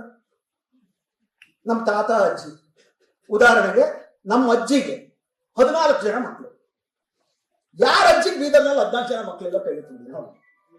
ಮಕ್ಳಿರ್ತಾರೆ 14 ಜನ 10 ಜನ ಮಕ್ಳಿರ್ತಾರೆ. ಈಗ ನನ್ನ ಹೆಸರು ಇರಲ್ಲ ಅಂತಂದ್ರೆ ಈ 14 ಜನ ಮಕ್ಕಳು ಕೂಡ ಇವ್ರು ನಮ್ಮ ಅಪ್ಪ ಅಂತ ತೋರಿಸ್ಬೇಕು. ಅವ್ರ ಮಕ್ಕಳು ತಾನೇ ಇವರಲ್ಲ. 14 ಜನ ಮಕ್ಕಳು ಕೂಡ ನಮ್ಮ ಅಪ್ಪನ ಹೆಸರಿದೆ ಅಂತ ತೋರಿಸ್ಬೇಕು. ಈಗ ಸರ್ಕಾರ ಮಾಡಿರೋ ಸಾಫ್ಟ್ವೇರ್ ಏನಪ್ಪಾ ಅಂದ್ರೆ, 6ಕ್ಕಿಂತ ಜಾಸ್ತಿ ಮಕ್ಕಳು ಇವನೇ ನಮ್ಮ ಅಪ್ಪ ಅಂತ ತೋರಿಸಿದ್ರೆ ಅದು ಅನುಮಾನಾಸ್ಪದ. 6ಕ್ಕಿಂತ ಜಾಸ್ತಿ ಮಕ್ಕಳಿರ್ಬಾರ್ದು. ಈ ತರ ಇದಕ್ಕವ್ರಿಗೂ ಚುನಾವಣಾ ಆಯೋಗ ಕೊಡ್ತಿರೋ ನೆಪ ಏನು ನೋಡಿ ಸ್ವಾಮಿ. ವೆಸ್ಟ್ ಬೆಂಗಾಲ್ ಅಲ್ಲಿ 7 ಪ್ರಸಂಗಗಳಲ್ಲಿ 100 ಮಕ್ಕಳು ಒಬ್ಬನೇ ತಂದೆನ ತೋರಿಸಿದ್ದಾರೆ. 10 ಪ್ರಕರಣದಲ್ಲಿ 50 ಮಕ್ಕಳು ಒಬ್ಬರೇ ತಂದೆನ ತೋರಿಸಿದ್ದಾರೆ. ಇದು ದೊಡ್ಡ ಫ್ರಾಡ್ ಅಂದ್ರೆ. ಇದು ಅರ್ಧ ಸತ್ಯ. ಹೌದು, 100 ಜನ ಮಕ್ಕಳು ಕೃಷ್ಣನ್ ಕಾಂಡನವ್ರು ಯಾರು ಇಲ್ವಲ್ಲ, 16,000 ಹೆಂಡತಿ ಮಕ್ಕಳಾಗ ಸುಳ್ಳು, ಅವೆಲ್ಲ ಫ್ರಾಡ್. 6 ಜನ ಮಕ್ಕಳಿರೋ ಫ್ರಾಡ್ ಈ ದೇಶದಲ್ಲಿ. ವಿಷಯ ಏನಪ್ಪಾ ಅಂತಂದ್ರೆ, ನೀವು 10 ಜನ ಮಕ್ಕಳನ್ನ ನೀವು ಅನುಮಾನಾಸ್ಪದ ಅಂತ ಹಾಕಿದ್ರೆ ವೆಸ್ಟ್ ಬೆಂಗಾಲ್ ಅಲ್ಲಿ ನಿಮಗೆ ಸಿಗೋದು 8,899 ಜನ. ನೀವು 6 ಅಂತ ಹಾಕಿದ ತಕ್ಷಣ 3.5 ಲಕ್ಷ ನೋಟಿಸ್ಗಳು ಜನರಿಗೆ. 6 ಮಕ್ಕಳಿರುವುದು ಸಹಜ ಈ ದೇಶದಲ್ಲಿ. 6 ಮಕ್ಕಳಿದ್ರೆ ನೀವು ಅನುಮಾನಾಸ್ಪದರು. ನೋಟಿಸ್ ಬಂದ್ರೆ ನೀವೇನ್ ಮಾಡ್ಬೇಕು, ಆ 6 ಜನ ಮಕ್ಕಳು ಇವ್ರಿಗೆ ಹುಟ್ಟಿದ್ದು ಅಂತ ತೋರ್ಸಕ್ ಏನ್ ತರ್ತೀರಿ ನೀವು ಡಾಕ್ಯುಮೆಂಟ್? ಇದಾಯ್ತು. ಇನ್ನೊಂದು ವಿಚಿತ್ರವಾದ ಒಂದಿದೆ. ಇನ್ನೊಂದೇನಪ್ಪಾ ಅಂದ್ರೆ, ಅವರ ಸಾಫ್ಟ್ವೇರ್ ಪ್ರಕಾರ ನಿಮ್ಮ ಅಮ್ಮನ ವಯಸ್ಸು ಮತ್ತು ನಿಮ್ಮ ವಯಸ್ಸಿನ ನಡುವಿನ ಅಂತರ 15ಕ್ಕಿಂತ ಕಡಿಮೆ ಇದ್ರೆ ಅನುಮಾನ. ವಿಷಯ ಏನು? ಈ ತರ ನೋಟಿಸ್ ಯಾರು ಕೊಟ್ಟಿದ್ದಾರೆ ನಿಮ್ಗೆ ಆಶ್ಚರ್ಯ ಆಗ್ಬೋದು. ಅಮರ್ತ್ಯ ಸೇನ್ ಅಂತ ಒಬ್ಬರಿದ್ದಾರೆ. ಈ ದೇಶಕ್ಕೆ ಎಕಾನಮಿಕ್ಸ್ ನಲ್ಲಿ ನೊಬೆಲ್ ಪ್ರೈಸ್ ತಂದ್ಕೊಟ್ಟು 90 ವರ್ಷ ವಯಸ್ಸವರು. ಅವ್ರಿಗೆ ಈ ನಿಮ್ಮ ಅಮ್ಮನಿಗೂ ನಿಮಗೂ ವಯಸ್ಸಿನ ಅಂತರ 15ಕ್ಕಿಂತ ಕಡಿಮೆ ಇದೆ ಅಂತ ನೋಟಿಸ್ ಕಳಿಸಿದ್ದಾರೆ. ಈಗ ಅವ್ರಿಗೆ ಈಗ 90 ವರ್ಷ ವಯಸ್ಸು, ಅವರ ಅಮ್ಮಗೊಂದು 15 ವರ್ಷ ಆಗಿರುತ್ತೆ ಅಂತ ಇಟ್ಕೊಳ್ಳಿ, 14 ವರ್ಷ ಆಗಿದೆ ಅಂತ ಇಟ್ಕೊಳ್ಳಿ. ಎರಡು ಸೇರಿ ಎಷ್ಟಾಯ್ತು? 104 ವರ್ಷ. 104 ವರ್ಷದಿಂದ ನಮ್ಮ ದೇಶದಲ್ಲಿ ಮದುವೆಗಳು ಹೇಗೆ ನಡೀತಿತ್ತು? ಚೈಲ್ಡ್ ಮ್ಯಾರೇಜ್ ಈಗಲೇ ನಡೀತಿದೆ. ಚೈಲ್ಡ್ ಮ್ಯಾರೇಜ್ ಕರ್ನಾಟಕದಲ್ಲೇ ನಡೀತಿದೆ. ಚೈಲ್ಡ್ ಮ್ಯಾರೇಜ್ ನಿಮ್ ಬೀದರ್ ಜಿಲ್ಲೆಯಲ್ಲಿ ನಡೀತಿದೆ. ಚೈಲ್ಡ್ ಮ್ಯಾರೇಜ್ 8 ವರ್ಷಕ್ಕೆ ಮುಂಚೆ, ಅಂದ್ರೆ ಋತುಮತಿ ಆಗಕ್ ಮುಂಚೆ ಮದುವೆ ಆಗ್ಬೇಕು. ಋತುಮತಿ ಆದಂತ 2 ವರ್ಷದಲ್ಲಿ ಗಂಡನ ಮನೆಗೆ ಹೋಗ್ಬಿಟ್ಟು ಒಂದು ಮಗು ಎತ್ಕೊಡ್ಬೇಕು. 12-13ಕ್ಕೆ ಮಗು ಇರಲಿಲ್ಲ ಅಂತಂದ್ರೆ ಇನ್ನೊಂದು ಮದುವೆ ಮಾಡಿಸ್ಬೇಕು. ಅಂದ್ರೆ ಅಮ್ಮಂಗೂ ಮಗನಿಗೂ 15 ವಯಸ್ಸಿಗಿಂತ ಕಡಿಮೆ ಇರೋದು 60 ವರ್ಷದಿಂದ 70 ವರ್ಷದಿಂದ ಸರ್ವೇ ಸಾಧಾರಣ. ಅದನ್ನ ಅನುಮಾನ ಅಂತ ಯಾಕೆ ಮಾಡ್ತೀರಿ ನೀವು? ಇನ್ನೊಂದು ಕೊನೆದು, ನಿಮ್ಮ ಅಜ್ಜಿಗೂ ನಿಮಗೂ 40 ವರ್ಷಕ್ಕಿಂತ ವಯಸ್ಸು ಜಾಸ್ತಿ ಇದೆ. ಇವೆಲ್ಲವೂ ಕೂಡ ಲಾಜಿಕಲ್ ಡಿಸ್ಕ್ರಿಪಿಯನ್ಸಿ ಅಂತ ತಂದಿದೆ. ಸ್ಪೆಲ್ಲಿಂಗ್ ಮಿಸ್ಟೇಕ್ ಇಂದ ಬಚಾವಾಗಕ್ಕಾಗಲ್ಲ. 6 ಜನ ಮಕ್ಕಳಿಂದ ನೀವು ಬಚಾವಾಗಕ್ಕಾಗಲ್ಲ. 15 ವರ್ಷಕ್ಕಿಂತ ಕಡಿಮೆ ಅಂದ್ರೆ ವಯಸ್ಸು ಯಾರಾದ್ರೂ ಗ್ಯಾರಂಟಿ ಇರುತ್ತೆ. ವಿಷಯ ಇಷ್ಟು. 100 ವರ್ಷದ 60 ವರ್ಷದಿಂದ ನಮ್ಮ ಅಮ್ಮನ ವಯಸ್ಸು ಯಾರು ಗೊತ್ತು? ಜೂನ್ 1 ಬಂತು ಅಂದ್ರೆ ನಿಮ್ಮ ಫೇಸ್ಬುಕ್ ಅಲ್ಲಿ ಬರುತ್ತೆ ಹ್ಯಾಪಿ ಬರ್ತ್ಡೇ ಅಂತ. ಸುಮಾರು ಲಕ್ಷ ಜನಕ್ಕೆ ಜೂನ್ 1 ಹ್ಯಾಪಿ ಬರ್ತ್ಡೇ. ಯಾಕೆ? ನಾವು ಹುಟ್ಟಿದ ದಿನವೇ ನಮ್ಗೆ ಗೊತ್ತಿಲ್ಲ. ಮೇಷ್ಟು ನಮ್ಗೆ ಹುಟ್ಟಿದ ದಿನ ಅಂತ ಸೂಚಿಸ್ತಾರೆ ಜೂನ್ 1. ಯಾಕಂದ್ರೆ ಅವತ್ತು ನಾನು ಶಾಲೆಗೆ ಸೇರಿರ್ತೀನಿ. ಈ ದೇಶದಲ್ಲಿ ಹುಟ್ಟಿದ ಗ್ಯಾರಂಟಿ ಇಲ್ಲ, ಸತ್ತಿದ ಗ್ಯಾರಂಟಿ ಇಲ್ಲ, ಯಾವುದಕ್ಕೂ ಡಾಕ್ಯುಮೆಂಟ್ ಇಲ್ಲ. ಹಾಗೆ ಬದುಕಿದೆ ಈ ದೇಶ 75 ವರ್ಷ ಆದ್ರೂ ಕೂಡ. ಈಗ ಮಾಡ್ಕೊಳ್ತಿದ್ದಾರೆ ಜನ. ಸುಶಿಕ್ಷಿತರು, ನಗರದಲ್ಲಿರೋರು, ಸರ್ಕಾರದ ಜೊತೆ ವ್ಯವಹಾರ ಮಾಡ್ಬೇಕಾಗಿರೋರು, ಸರ್ಕಾರದ ಅನುಮತಿಗಳು ಬೇಕಾಗಿರೋರು, ಅವ್ರೊಂದು 20-30% ಜನ ಇದ್ದಾರೆ. ಅವ್ರು ಮಾಡ್ಕೊತಾರೆ, ಮಾಡ್ಕೊಳ್ಳಿ, ಸಂತೋಷ, ಅವ್ರಿಗೆ ಕೇಳಿ. ಇಲ್ದಿರೋರ್ನ ಯಾಕೆ ಕೇಳ್ತೀವಿ? ಹೀಗಾಗಿ ಕೋಟಿ ಜನಕ್ಕೆ ನೋಟಿಸ್ ಹೋಗಿದೆ. ಇದು ಮೊದಲು ಮತ್ತು 2ನೇ ಹಂತದಲ್ಲಿ ಬಂದಿರುವಂತಹ ಸಮಸ್ಯೆ. 3ನೇ ಹಂತ SIR ನಲ್ಲಿ ನೀವು ಕೊಡಬೇಕಾಗಿರೋ ಡಾಕ್ಯುಮೆಂಟ್. ಆ ಹಂತಕ್ಕೆ ಬರೋದಾದ್ರೆ ಬಹಳ ವಿಚಿತ್ರವಾಗಿದೆ. 2003ರಲ್ಲಿ ಅಟಲ್ ಬಿಹಾರಿ ವಾಜಪೇಯಿ ಅವರು ತಂದಂತ ನಾಗರಿಕತ್ವ ತಿದ್ದುಪಡಿ ಕಾಯ್ದೆ ಪ್ರಕಾರ ಈ ದೇಶದಲ್ಲಿ ಹುಟ್ಟಿದವರೆಲ್ಲ ನಾಗರಿಕರು ಅಂತ ಒಪ್ಕೊಳ್ಳಲ್ವಂತೆ. ಅವರು ಈ ದೇಶದನ್ನ 3 ಬಗೆಯ ನಾಗರಿಕರಾಗಿ ವಿಂಗಡಿಸಿದರು. ಮೊದಲು 1987ರ ಜನವರಿ 3ಕ್ಕೆ ಮುಂಚೆ ಹುಟ್ಟಿದರು. ಅಂದ್ರೆ ಇವತ್ತಿಗೆ 40 ವರ್ಷ ದಾಟಿದ್ರು. ಎಷ್ಟು ಜನ ಇದ್ದೀರಾ ಕೈ ಎತ್ತಿ? ಇಲ್ಲಿ कितना लोग 40 वर्ष के ऊपर है इधर? पूरा 90% हो गया इधर. जेंजी एक भी नहीं इधर. ठीक है, 40 साल से ज्यादा कितना लोगों को हुआ है, उन लोगों ने एक डॉक्यूमेंट देना पड़ता है साबित करने के लिए कि 40 वर्ष से पहले मैं इधर ही इस देश में पैदा हुआ हूं. वो डॉक्यूमेंट क्या है मैं बाद में बताता हूं. जो लोग 18 वर्ष से 40 वर्ष के पास में है, 1987ರ ಜನವರಿ 3ರಿಂದ 2004ರ ಡಿಸೆಂಬರ್ 31ರ ನಡುವೆ ಹುಟ್ಟಿದವರು, 18 ವರ್ಷದಿಂದ 40 ವರ್ಷದ ನಡುವೆ ಇರೋರು. ಎಷ್ಟು ಜನ ಇದ್ದೀರಾ ಕೈ ಎತ್ತಿ? अच्छा है, 10% से ज्यादा है. ठीक. और तीसरा 2004ರ ನಂತರ ಹುಟ್ಟಿದವರು, ಅಂದ್ರೆ ಈಗ 18 ವರ್ಷ ತುಂಬಿದ್ರು. ಎಷ್ಟು ಜನ ಇದ್ದೀರಿ ಇಲ್ಲಿ? एक बहुत खुश हो गया, कम से कम एक. ठीक है, ಈಗ ಈ 3 ಜನ ಏನ್ ಮಾಡ್ಬೇಕು? 40 ವರ್ಷ ದಾಟಿರೋರು ನಾನು ಈ ದೇಶದ ಭಾರತದಲ್ಲೇ ಹುಟ್ಟಿದ್ದೀನಿ ಅಂತ ಸಾಬೀತು ಮಾಡೋದಕ್ಕೆ ಒಂದು ಡಾಕ್ಯುಮೆಂಟ್ ಕೊಡಬೇಕು. 40 ಮತ್ತು 18 ವಯಸ್ಸಿನ ನಡುವೆ ಇರೋರು ತಾನು ಈ ದೇಶದಲ್ಲಿ ಹುಟ್ಟಿದ್ದೀನಿ, ತನ್ನ ಅಪ್ಪ ಅಮ್ಮಂದರಲ್ಲಿ ಒಬ್ಬರು ಈ ದೇಶದಲ್ಲೇ ಹುಟ್ಟಿದ್ದಾರೆ ಅನ್ನೋದಕ್ಕೆ ಒಂದು ಡಾಕ್ಯುಮೆಂಟ್ ಕೊಡಬೇಕು. 2004ರ ನಂತರ ಹುಟ್ಟಿದವರು ತಾನು ಈ ದೇಶದಲ್ಲೇ ಹುಟ್ಟಿದ್ದೀನಿ, ತನ್ನ ಅಪ್ಪ ಅಮ್ಮ ಇಬ್ಬರು ಈ ದೇಶದಲ್ಲೇ ಹುಟ್ಟಿದ್ದಾರೆ ಮತ್ತು ತಾನು ಆ ಅಪ್ಪ ಅಮ್ಮನ ಮಗ ಅಥವಾ ಮಗಳು ಅನ್ನುವುದಕ್ಕೆ 3 ಡಾಕ್ಯುಮೆಂಟ್. ಈಗ ಯಾವ್ಯಾವ ಡಾಕ್ಯುಮೆಂಟು? ಅದರಲ್ಲಿ SIR ನ ಎಲ್ಲಾ ಕುತಂತ್ರಗಳು ಅಡಗಿವೆ. ಯಾವ ಡಾಕ್ಯುಮೆಂಟು? ಸಾಮಾನ್ಯವಾಗಿ ನಮ್ಮ ಹತ್ರ ಯಾವ ಡಾಕ್ಯುಮೆಂಟ್ಗಳಿರುತ್ತೆ? हमारे पास रेशन कार्ड रहता है, जो चुनाव आयोग दिया ना, इलेक्शन कमीशन ने दिया वोटर कार्ड रहता है. सब अगर आप जीना है तो आपको आधार कार्ड चाहिए. सब कुछ को आधार कार्ड पूछते हैं. बैंक में अकाउंट डालना, अकाउंट खोलना है, आधार कार्ड चाहिए. आपको मोबाइल खरीदना है, आधार कार्ड चाहिए. सबके लिए आधार कार्ड पूछते हैं. ಸೊ ಆಧಾರ್ ಕಾರ್ಡ್ ಸಾಕಾಗ್ಬೇಕಲ್ವಾ? ಆದ್ರೆ ಚುನಾವಣಾ ಆಯೋಗ ರೇಷನ್ ಕಾರ್ಡ್ ಒಪ್ಪಲ್ಲ, ಆಧಾರ್ ಕಾರ್ಡ್ ಒಪ್ಪಲ್ಲ, ಮತ್ತು ನಿಮ್ಮ ವೋಟರ್ ಕಾರ್ಡ್ ಒಪ್ಪಲ್ಲ. ಅಂದ್ರೆ ನಿಮ್ಮ ಹತ್ರ ಏನಿದೆ ಅದನ್ನು ನಾವು ಒಪ್ಪಲ್ಲ ಸಾರಾಂಶದಲ್ಲಿ. ಸೊ ಬದಲಿಗೆ ಏನೇನ್ ಡಾಕ್ಯುಮೆಂಟ್ಗಳು ಹೇಳಿದ್ದಾರೆ ಅವರು, ಲಿಸ್ಟ್ ಹೇಳ್ತೀನಿ, ಅಗತ್ಯ ಇರೋರು ನೋಟ್ ಮಾಡ್ಕೊಳ್ಳಿ. ಮೊದಲನೇದು, ಕೇಂದ್ರ ಅಥವಾ ರಾಜ್ಯ ಸರ್ಕಾರದ ಪಬ್ಲಿಕ್ ಸೆಕ್ಟರ್ ಯೂನಿಟ್ ಅಲ್ಲಿ ನೀವು ಕೆಲಸ ಮಾಡಿರಬೇಕು ಮತ್ತು ಅವರು ನಿಮಗೆ ಎಂಪ್ಲಾಯ್ಮೆಂಟ್ ಕೊಟ್ಟ ಸರ್ಟಿಫಿಕೇಟ್ ಅಥವಾ ಪೆನ್ಷನ್ ಸರ್ಟಿಫಿಕೇಟ್ ನಿಮ್ಮ ಹತ್ರ ಇರಬೇಕು. ಎಷ್ಟು ಜನ ಇದ್ದೀರಾ ಅಂತ ನಾನು ಕೇಳೋದೇ ಇಲ್ಲ. ಕೇಂದ್ರ ರಾಜ್ಯ ಸರ್ಕಾರದ ಸಾರ್ವಜನಿಕ ಉದ್ದಿಮೆಗಳಲ್ಲಿ ಕೆಲಸ ಮಾಡ್ತಿರೋದು 140 ಕೋಟಿನಲ್ಲಿ 1% ಜನರು ಇರೋದಿಲ್ಲ. ಎರಡನೇದು, ಕೇಂದ್ರ ಅಥವಾ ರಾಜ್ಯ ಸರ್ಕಾರದ ನೌಕರರಾಗಿರಬೇಕು ಬಿಟ್ಟ. ಮೂರನೇದು, ನಿಮ್ಮ ಬರ್ತ್ ಸರ್ಟಿಫಿಕೇಟ್ ಇದೆ. ಬರ್ತ್ ಸರ್ಟಿಫಿಕೇಟ್ ಎಷ್ಟು ಜನರ ಹತ್ರ ಇದೆ ಇಲ್ಲಿ? कितना लोगों का पास बर्थ सर्टिफिकेट है इधर? कुछ नहीं होना चाहिए. प्रॉब्लम है. क्या प्रॉब्लम है? ಬರ್ತ್ ಸರ್ಟಿಫಿಕೇಟ್ ಏನಂತ ಇರುತ್ತೆ? ಉದಾಹರಣೆಗೆ ನಾನು 1967ರಲ್ಲಿ ಹುಟ್ಟಿದೆ. ನಮ್ಮ ತಂದೆ ಹೆಸರು ಕೃಷ್ಣಮೂರ್ತಿ, ನಮ್ಮ ತಾಯಿ ಹೆಸರು ನಾಗರತ್ನಮ್ಮ. ಕೃಷ್ಣಮೂರ್ತಿ ನಾಗರತ್ನಮ್ಮ ಎಂಬ ಇಬ್ಬರು ದಂಪತಿಗಳಿಗೆ 1967ರಲ್ಲಿ ಒಂದು ಗಂಡು ಮಗು ಹುಟ್ಟಿತು. ಶಿವಸುಂದರ್ ಹುಟ್ಟಿದ ಅಂತ ಗ್ಯಾರಂಟಿ ಇದೆಯಾ ನಿಮ್ ಬರ್ತ್ ಸರ್ಟಿಫಿಕೇಟ್ ಅಲ್ಲಿ? ನೀವೇ ಹುಟ್ಟಿದ್ರಿ ಅಂತ ಏನಿರುತ್ತೆ? ಗಂಡು ಮಗು ಅಥವಾ ಹೆಣ್ಣು ಮಗು? ನೀವೇಂತ ಗ್ಯಾರಂಟಿ ಅಜ್ಜಿ? ಗ್ಯಾರಂಟಿ ಇಲ್ಲ. 100ಕ್ಕೆ 99 ಜನರ ಹತ್ರ ಬರ್ತ್ ಸರ್ಟಿಫಿಕೇಟ್ ಗ್ಯಾರಂಟಿ ಆಗಲ್ಲ. ಮೆಟ್ರಿಕ್ಯುಲೇಷನ್ SSLC ಪಾಸ್ ಆಗಿರ್ಬೇಕು ಅಥವಾ ಯೂನಿವರ್ಸಿಟಿ ಡಿಗ್ರಿ ಇರಬೇಕು. SSLC ಯೂನಿವರ್ಸಿಟಿ ಯಾರ ಹತ್ರ ಇರುತ್ತೆ? 100 ಜನ ನಮ್ಮ ಕರ್ನಾಟಕದಲ್ಲಿ ಇವತ್ತು ಪ್ರಾಥಮಿಕ ಶಾಲೆಗೆ ಸೇರಿದ್ರೆ 40 ಜನ ಮಾತ್ರ ಹೈಸ್ಕೂಲ್ ಮುಟ್ತಾರೆ, ಅದ್ರಲ್ಲಿ 20 ಜನ SSLC ತಗೊಳ್ತಾರೆ. ಪ್ರಾಪರ್ಟಿ ಸರ್ಟಿಫಿಕೇಟ್ ಇರಬೇಕು. ಪ್ರಾಪರ್ಟಿ ಆಸ್ತಿ, ಜಮೀನು ಇರಬೇಕು, ಫ್ಯಾಕ್ಟರಿ ಇರಬೇಕು, ಸ್ವಂತ ಮನೆ ಇರಬೇಕು. ಎಷ್ಟು ಜನರ ಹತ್ರ ಇದೆ ಅವು? ಕರ್ನಾಟಕದ ಗ್ರಾಮೀಣ ಪ್ರದೇಶದಲ್ಲಿ 70% SC ST OBC ಹತ್ರ ಇರೋದಿಲ್ಲ. ಇದೇ ಅಂತ ಇಟ್ಕೊಳ್ಳಿ. ತುಂಬಾ ಮುಖ್ಯವಾದ ಪ್ರಶ್ನೆ ಕೇಳ್ತೀನಿ ನಿಮ್ಮನ್ನು. ಇದೇ ಅಂತ ಇಟ್ಕೊಳ್ಳಿ. ನಿಮ್ಮ ಹತ್ರ ಜಮೀನಿದೆ, ನಿಮ್ಮ ಹತ್ರ ಮನೆ ಇದೆ, ಯಾರ ಹೆಸರಲ್ಲಿದೆ? ಯಾರ ಹೆಸರಲ್ಲಿದೆ? ಯಾರ ಹೆಸರಲ್ಲಿ?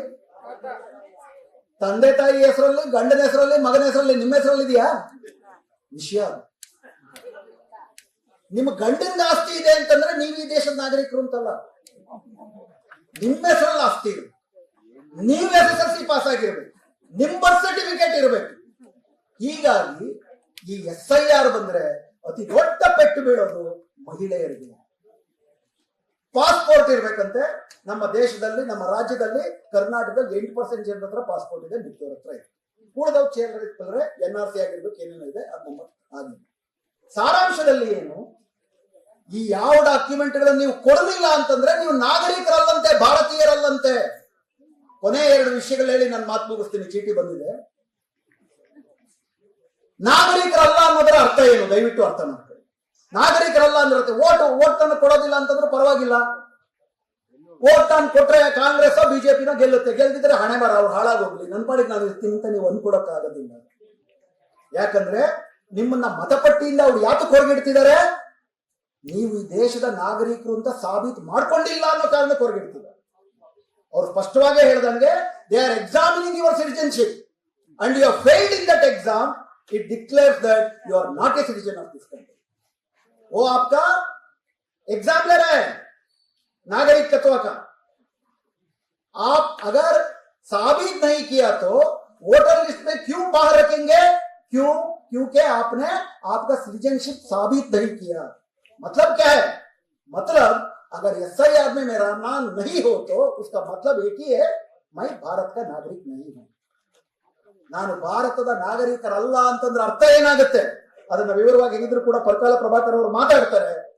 ನೀವು ಒಂದು ವ್ಯಾಪಾರ ಮಾಡಬೇಕು ಅಂತಂದ್ರೆ ಭಾರತದ ನಾಗರಿಕ ಆಗಿರ್ಬೇಕು, ನೀವು ವೋಟ್ ಹಾಕ್ಬೇಕು ಅಂದ್ರೆ ಭಾರತದ ನಾಗರಿಕ ಆಗಿರ್ಬೇಕು. ನಿಮ್ ಮೇಲೆ ಯಾವನೊಬ್ಬನು ಹತ್ಯಾ ಪ್ರಯತ್ನ ಮಾಡ್ತಿದ್ದಾನೆ ಅಂತಂದ್ರೆ ನೀವು ಹೋಗ್ಬಿಟ್ಟು ಪೊಲೀಸ್ ಸ್ಟೇಷನ್ ಕಂಪ್ಲೇಂಟ್ ಕೊಡ್ಬೇಕು ಅಂದ್ರೆ ನೀವು ಈ ದೇಶದ ನಾಗರಿಕರಾಗಿರ್ಬೇಕು. ನೀವು ನಿಮಗೆ ಇಷ್ಟಪಟ್ಟ ಧರ್ಮವನ್ನ ನೀವು ಪಾಲಿಸಬೇಕು ಅಂತಂದ್ರೆ ಆರ್ಟಿಕಲ್ 25 ಈ ದೇಶದ ನಾಗರಿಕರಿಗೆ only citizens of this country have been given the fundamental right to practice their own religion. ನೀವು ನಿಮ್ಮ ಧರ್ಮ ಪಾಲಿಸಬೇಕಂದ್ರೂ ಕೂಡ ನೀವು ಈ ದೇಶದ ನಾಗರಿಕರಾಗಿರ್ಬೇಕು. ನೀವು ನಾಗರಿಕರಲ್ಲ ಅಂದ್ರೆ, ಸರ್ಕಾರದಿಂದ 5 kg ಅಕ್ಕಿ ಬೇಕು ಅಂತಂದ್ರೆ, ನಿಮಗೆ ಪಾಸ್ಪೋರ್ಟ್ ಬೇಕು ಅಂದ್ರೆ ಈ ದೇಶದ ನಾಗರಿಕರಾಗಬೇಕು. ಅಂದ್ರೆ ಈ ದೇಶದ ನಾಗರಿಕರು ನಾನು ಅಲ್ಲ ಅಂದ್ರೆ ಏನಾಗುತ್ತೆ ಸಾರಾಂಶದಲ್ಲಿ, ನಾನು ಬದುಕಿದ್ದು ಸತ್ತಂತೆ, ನನ್ನ ಹೆಣ ಇರುತ್ತೆ, ನಾನು ನಾಗರಿಕವಾಗಿ ಸತ್ತೋಗಿರ್ತೇನೆ. ಏನಕ್ಕೆ ಇದನ್ನು ಮಾಡ್ತಿದ್ದಾರೆ? ಯಾಕೆ ಇದ್ರ ಉದ್ದೇಶ ಏನು? ಎರಡೇ ವಾಕ್ಯದಲ್ಲಿ ಹೇಳ್ತೀನಿ. ಅವರು ಅಂತಂದ್ರೆ ನಿರ್ದಿಷ್ಟವಾಗಿ ಇವತ್ತು ಈ ದೇಶವನ್ನ ಆಳುತ್ತಿರುವಂತಹ ಒಂದು ಸಿದ್ಧಾಂತ ಒಂದಿದೆ, ಅದು ಸಂವಿಧಾನ ಅಲ್ಲ, ಅದು ಸಾವರ್ಕರ್ ಸಿದ್ಧಾಂತ. ಆ ಸಾವರ್ಕರ್ ಸಿದ್ಧಾಂತ ಏನ್ ಹೇಳುತ್ತೆ, ಈ ದೇಶದಲ್ಲಿ ಕೇವಲ ಮೇಲ್ಜಾತಿನವರು, ಬ್ರಾಹ್ಮಣಶಾಹಿ ಮೌಲ್ಯಗಳನ್ನು ಉಳ್ಳವರು ಮಾತ್ರ ಈ ದೇಶದ ನಾಗರಿಕರು, ಉಳಿದವರಿಗೆ ಈ ದೇಶದ ನಾಗರಿಕರಾಗುವುದಕ್ಕೆ ಅರ್ಹತೆ ಇಲ್ಲ. ಅವ್ರ ಹಬ್ಬ ಅಂತಂದ್ರೆ 2ನೇ ದರ್ಜೆ ಪ್ರಜೆಗಳಾಗಿ ಬದುಕಬೇಕು. ಹಿಟ್ಲರ್ ಇದೇ ಮಾಡಿದ ಜರ್ಮನಿನಲ್ಲಿ, 60 ಲಕ್ಷ ಯಹೂದಿಗಳನ್ನ ಕೊಂದಾಕಿದ. ಇವತ್ತು SIR ನಡೀತಿರೋ ರೀತಿ ನೋಡಿದ್ರೆ 12 ರಾಜ್ಯಗಳಲ್ಲಿ ಈಗಾಗಲೇ 10 ಕೋಟಿ ಜನ ಹೊರಗಡೆ ಇಡಲ್ಪಟ್ಟಿದ್ದಾರೆ. ಇಡೀ ದೇಶದಲ್ಲಾದ್ರೆ ಸುಮಾರು 30 ಕೋಟಿ ಜನ ಆಗ್ಬೋದು. ಆ 30 ಕೋಟಿ ಜನ ಯಾರಾಗಿರ್ತಾರೆ? ಆ 30 ಕೋಟಿ ಜನ ಆದಿವಾಸಿಗಳು, ಅಸ್ಪೃಶ್ಯರು, ದಲಿತರು, ವಲಸೆ ಕಾರ್ಮಿಕರು, ಇರುವುದಕ್ಕೆ ಸ್ಥಿರವಾದಂತ ಬದುಕಿಲ್ದಿರೋರು, ಮುಸ್ಲಿಮರು, ಇವರುಗಳೇ ಆಗಿರ್ತಾರೆ. ಈ ಎಲ್ಲಾ ಸಮುದಾಯದಲ್ಲಿರೋ ಮಹಿಳೆಯರು ಜಾಸ್ತಿ ಆಗಿರ್ತಾರೆ. ಇದು ನಮ್ಮ ಮೇಲಿರುವ ತೋರುತ್ತದೆ. ಇಷ್ಟು ಜನ ಸಾಯಿಸಕ್ಕಾಗಲ್ಲ. ಸಾಯಿಸಿದ್ರೆ ಅರಬ್ಬಿ ಸಮುದ್ರ ಕೆಂಪಾಗ್ಬಿಡುತ್ತೆ. ಅವರನ್ನ ಬೇರೆ ದೇಶಕ್ಕೆ ಕಳ್ಸಕ್ಕಾಗಲ್ಲ. ಬಾಂಗ್ಲಾದೇಶದ ಪಾಪ್ಯುಲೇಷನ್ 8 ಕೋಟಿ, 30 ಕೋಟಿ ಜನ ಯಾಕೆ ತಗೋತಾರ? ಜೈಲಿಗೆ ಹಾಕಕ್ಕಾಗಲ್ಲ. ಯಾಕಂದ್ರೆ ನಮ್ಮ ದೇಶದಲ್ಲಿ ಇರೋದೇ 1500 ಜೈಲು, ಅದ್ರಲ್ಲಿ 5 ಲಕ್ಷ ಜನ ಈಗಾಗಲೇ ಇದ್ದಾರೆ. 30 ಕೋಟಿ ಜನ ಎಲ್ಲಿಂದ ಹಾಕ್ತೀವಿ? ಜೈಲಿಗೆ ಹಾಕಲ್ಲ, ಸಾಯಿಸಲ್ಲ. ಏನ್ ಮಾಡ್ತಾರೆ? ನಿಮ್ಮನ್ನ ಬದುಕಿದ್ದು ಸತ್ತಂತೆ ಮಾಡ್ತಾರೆ. ಭೌತಿಕವಾಗಿ ಸಾಯಿಸಲ್ಲ, ನಾಗರಿಕವಾಗಿ ಸಾಯಿಸ್ತಾರೆ. ಆರ್ಟಿಕಲ್ 21, ಆರ್ಟಿಕಲ್ 14, ಆರ್ಟಿಕಲ್ 15 ಸಂವಿಧಾನ ನಮಗೇನು ಘನತೆಯಿಂದ ಬದುಕುವ, ಪ್ರಾಣಿಗಳ ತರ ಬದುಕೋತಾರಲ್ಲ, ನಾಯಿ ನರಿಗಳ ತರ ಬದುಕೋದಲ್ಲ, ಘನತೆಯಿಂದ ಸರಿಸಮವಾಗಿ ಬದುಕುವ ಹಕ್ಕೇನು ಕೊಟ್ಟಿದೆ, ಆ ಹಕ್ಕನ್ನ ಕಸಿತಿದ್ದಾರೆ. ಬ್ರಿಟಿಷರ ಕಾಲದಲ್ಲಿ ಏನ್ ಮಾಡಿದ್ರು? ಆಸ್ತಿವಂತರು ಮಾತ್ರ ಓಟ್ ಹಾಕ್ಬೇಕು, ಶಿಕ್ಷಣ ಇರೋರು ಮಾತ್ರ ಓಟ್ ಹಾಕ್ಬೇಕು. ಅದನ್ನ ವಿರೋಧಿಸಿ ನಮ್ಮ ಸಂವಿಧಾನ ಬಂತು. ಇವ್ರು ಹಾಕಿರೋ 11 ಡಾಕ್ಯುಮೆಂಟ್ಗಳೇನು? ಮೆಟ್ರಿಕ್ಯುಲೇಷನ್ ಪಾಸ್ ಆಗಿರ್ಬೇಕು, ಡಿಗ್ರಿ ಪಾಸ್ ಆಗಿರ್ಬೇಕು, ಪ್ರಾಪರ್ಟಿ ಇರಬೇಕು, ಪಾಸ್ಪೋರ್ಟ್ ಇರಬೇಕು, ಮತ್ತೆ ಅದೇ ಕಾಲಕ್ಕೆ ಹೋಗ್ತಿದ್ದಾರೆ. ಇದು ನಮ್ಮ ಮೇಲೆ ಇರುವ ಸಲ. ವೋಟರ್ ಲಿಸ್ಟ್ ಇಂದ ಹೊರಗಾಕುವ ವಿಷಯ ಮಾತ್ರ ಇದ್ರ ಹಿಂದ್ಗಡೆ ಇಲ್ಲ ಸ್ನೇಹಿತರೆ. ಹೀಗಾಗಿ ನಾನು ಮೊದಲಲ್ಲಿ ಹೇಳದಂತ ವಿಷಯವನ್ನು ಹೇಳಿ ನಾನು ಮಾತು ಮುಗಿಸ್ತೀನಿ. SIR ಅಂದ್ರೆ ಮೋದಿ ಸರ್ಕಾರ ಈ ದೇಶದ 140 ಕೋಟಿ ಜನರ ಮೇಲೆ ನೀವೆಲ್ಲರೂ ವಿದೇಶಿಯರು ಅಂತ ಹಾಕ್ತಿರೋ FIR. ಈ FIR NRC ನಲ್ಲಿ ಚಾರ್ಜ್ ಶೀಟ್ ಆಗುತ್ತೆ, NRC ನಲ್ಲಿ ಪನಿಷ್ಮೆಂಟ್ ಆಗುತ್ತೆ. ಈಗಾಗಲೇ NPR ಗೆ 6,000 ಕೋಟಿ ರೂಪಾಯಿ ಕೊಟ್ಟಿದ್ದಾರೆ. SIR NRC ಯ ಮೊದಲನೇ ಹಂತ. SIR ನಮ್ಮ ಎಲ್ಲಾ ನಾಗರಿಕತ್ವವನ್ನ, ಈ ದೇಶದ ತಳ ಸಮುದಾಯದ, ಈ ದೇಶದ ಬಡವರ, ಮುಸ್ಲಿಮರ, ಆದಿವಾಸಿಗಳ, ಮಹಿಳೆಯರ ನಾಗರಿಕತ್ವವನ್ನ ಕಿತ್ತುಕೊಳ್ಳುವ ಮಹಾ ಹುನ್ನಾರ. SIR ನ ರದ್ದು ಮಾಡಬೇಕು, ಇಲ್ಲ ಅಂದ್ರೆ ಈ ದೇಶದ ಪ್ರಜಾತಂತ್ರ ರದ್ದಾಗುತ್ತೆ. ಮತ್ತಷ್ಟು ವಿಶೇಷ ವಿಡಿಯೋಗಳನ್ನು ನೋಡಲು ಮತ್ತು ಹೊಸ ವಿಡಿಯೋಗಳ ಬಗ್ಗೆ ತಿಳಿಯಲು ಈ ದಿನ .com ಯೂಟ್ಯೂಬ್ ಚಾನೆಲ್ ಸಬ್ಸ್ಕ್ರೈಬ್ ಮಾಡಿ ಮತ್ತು ಬೆಲ್ ಐಕಾನ್ ಕ್ಲಿಕ್ ಮಾಡಿ.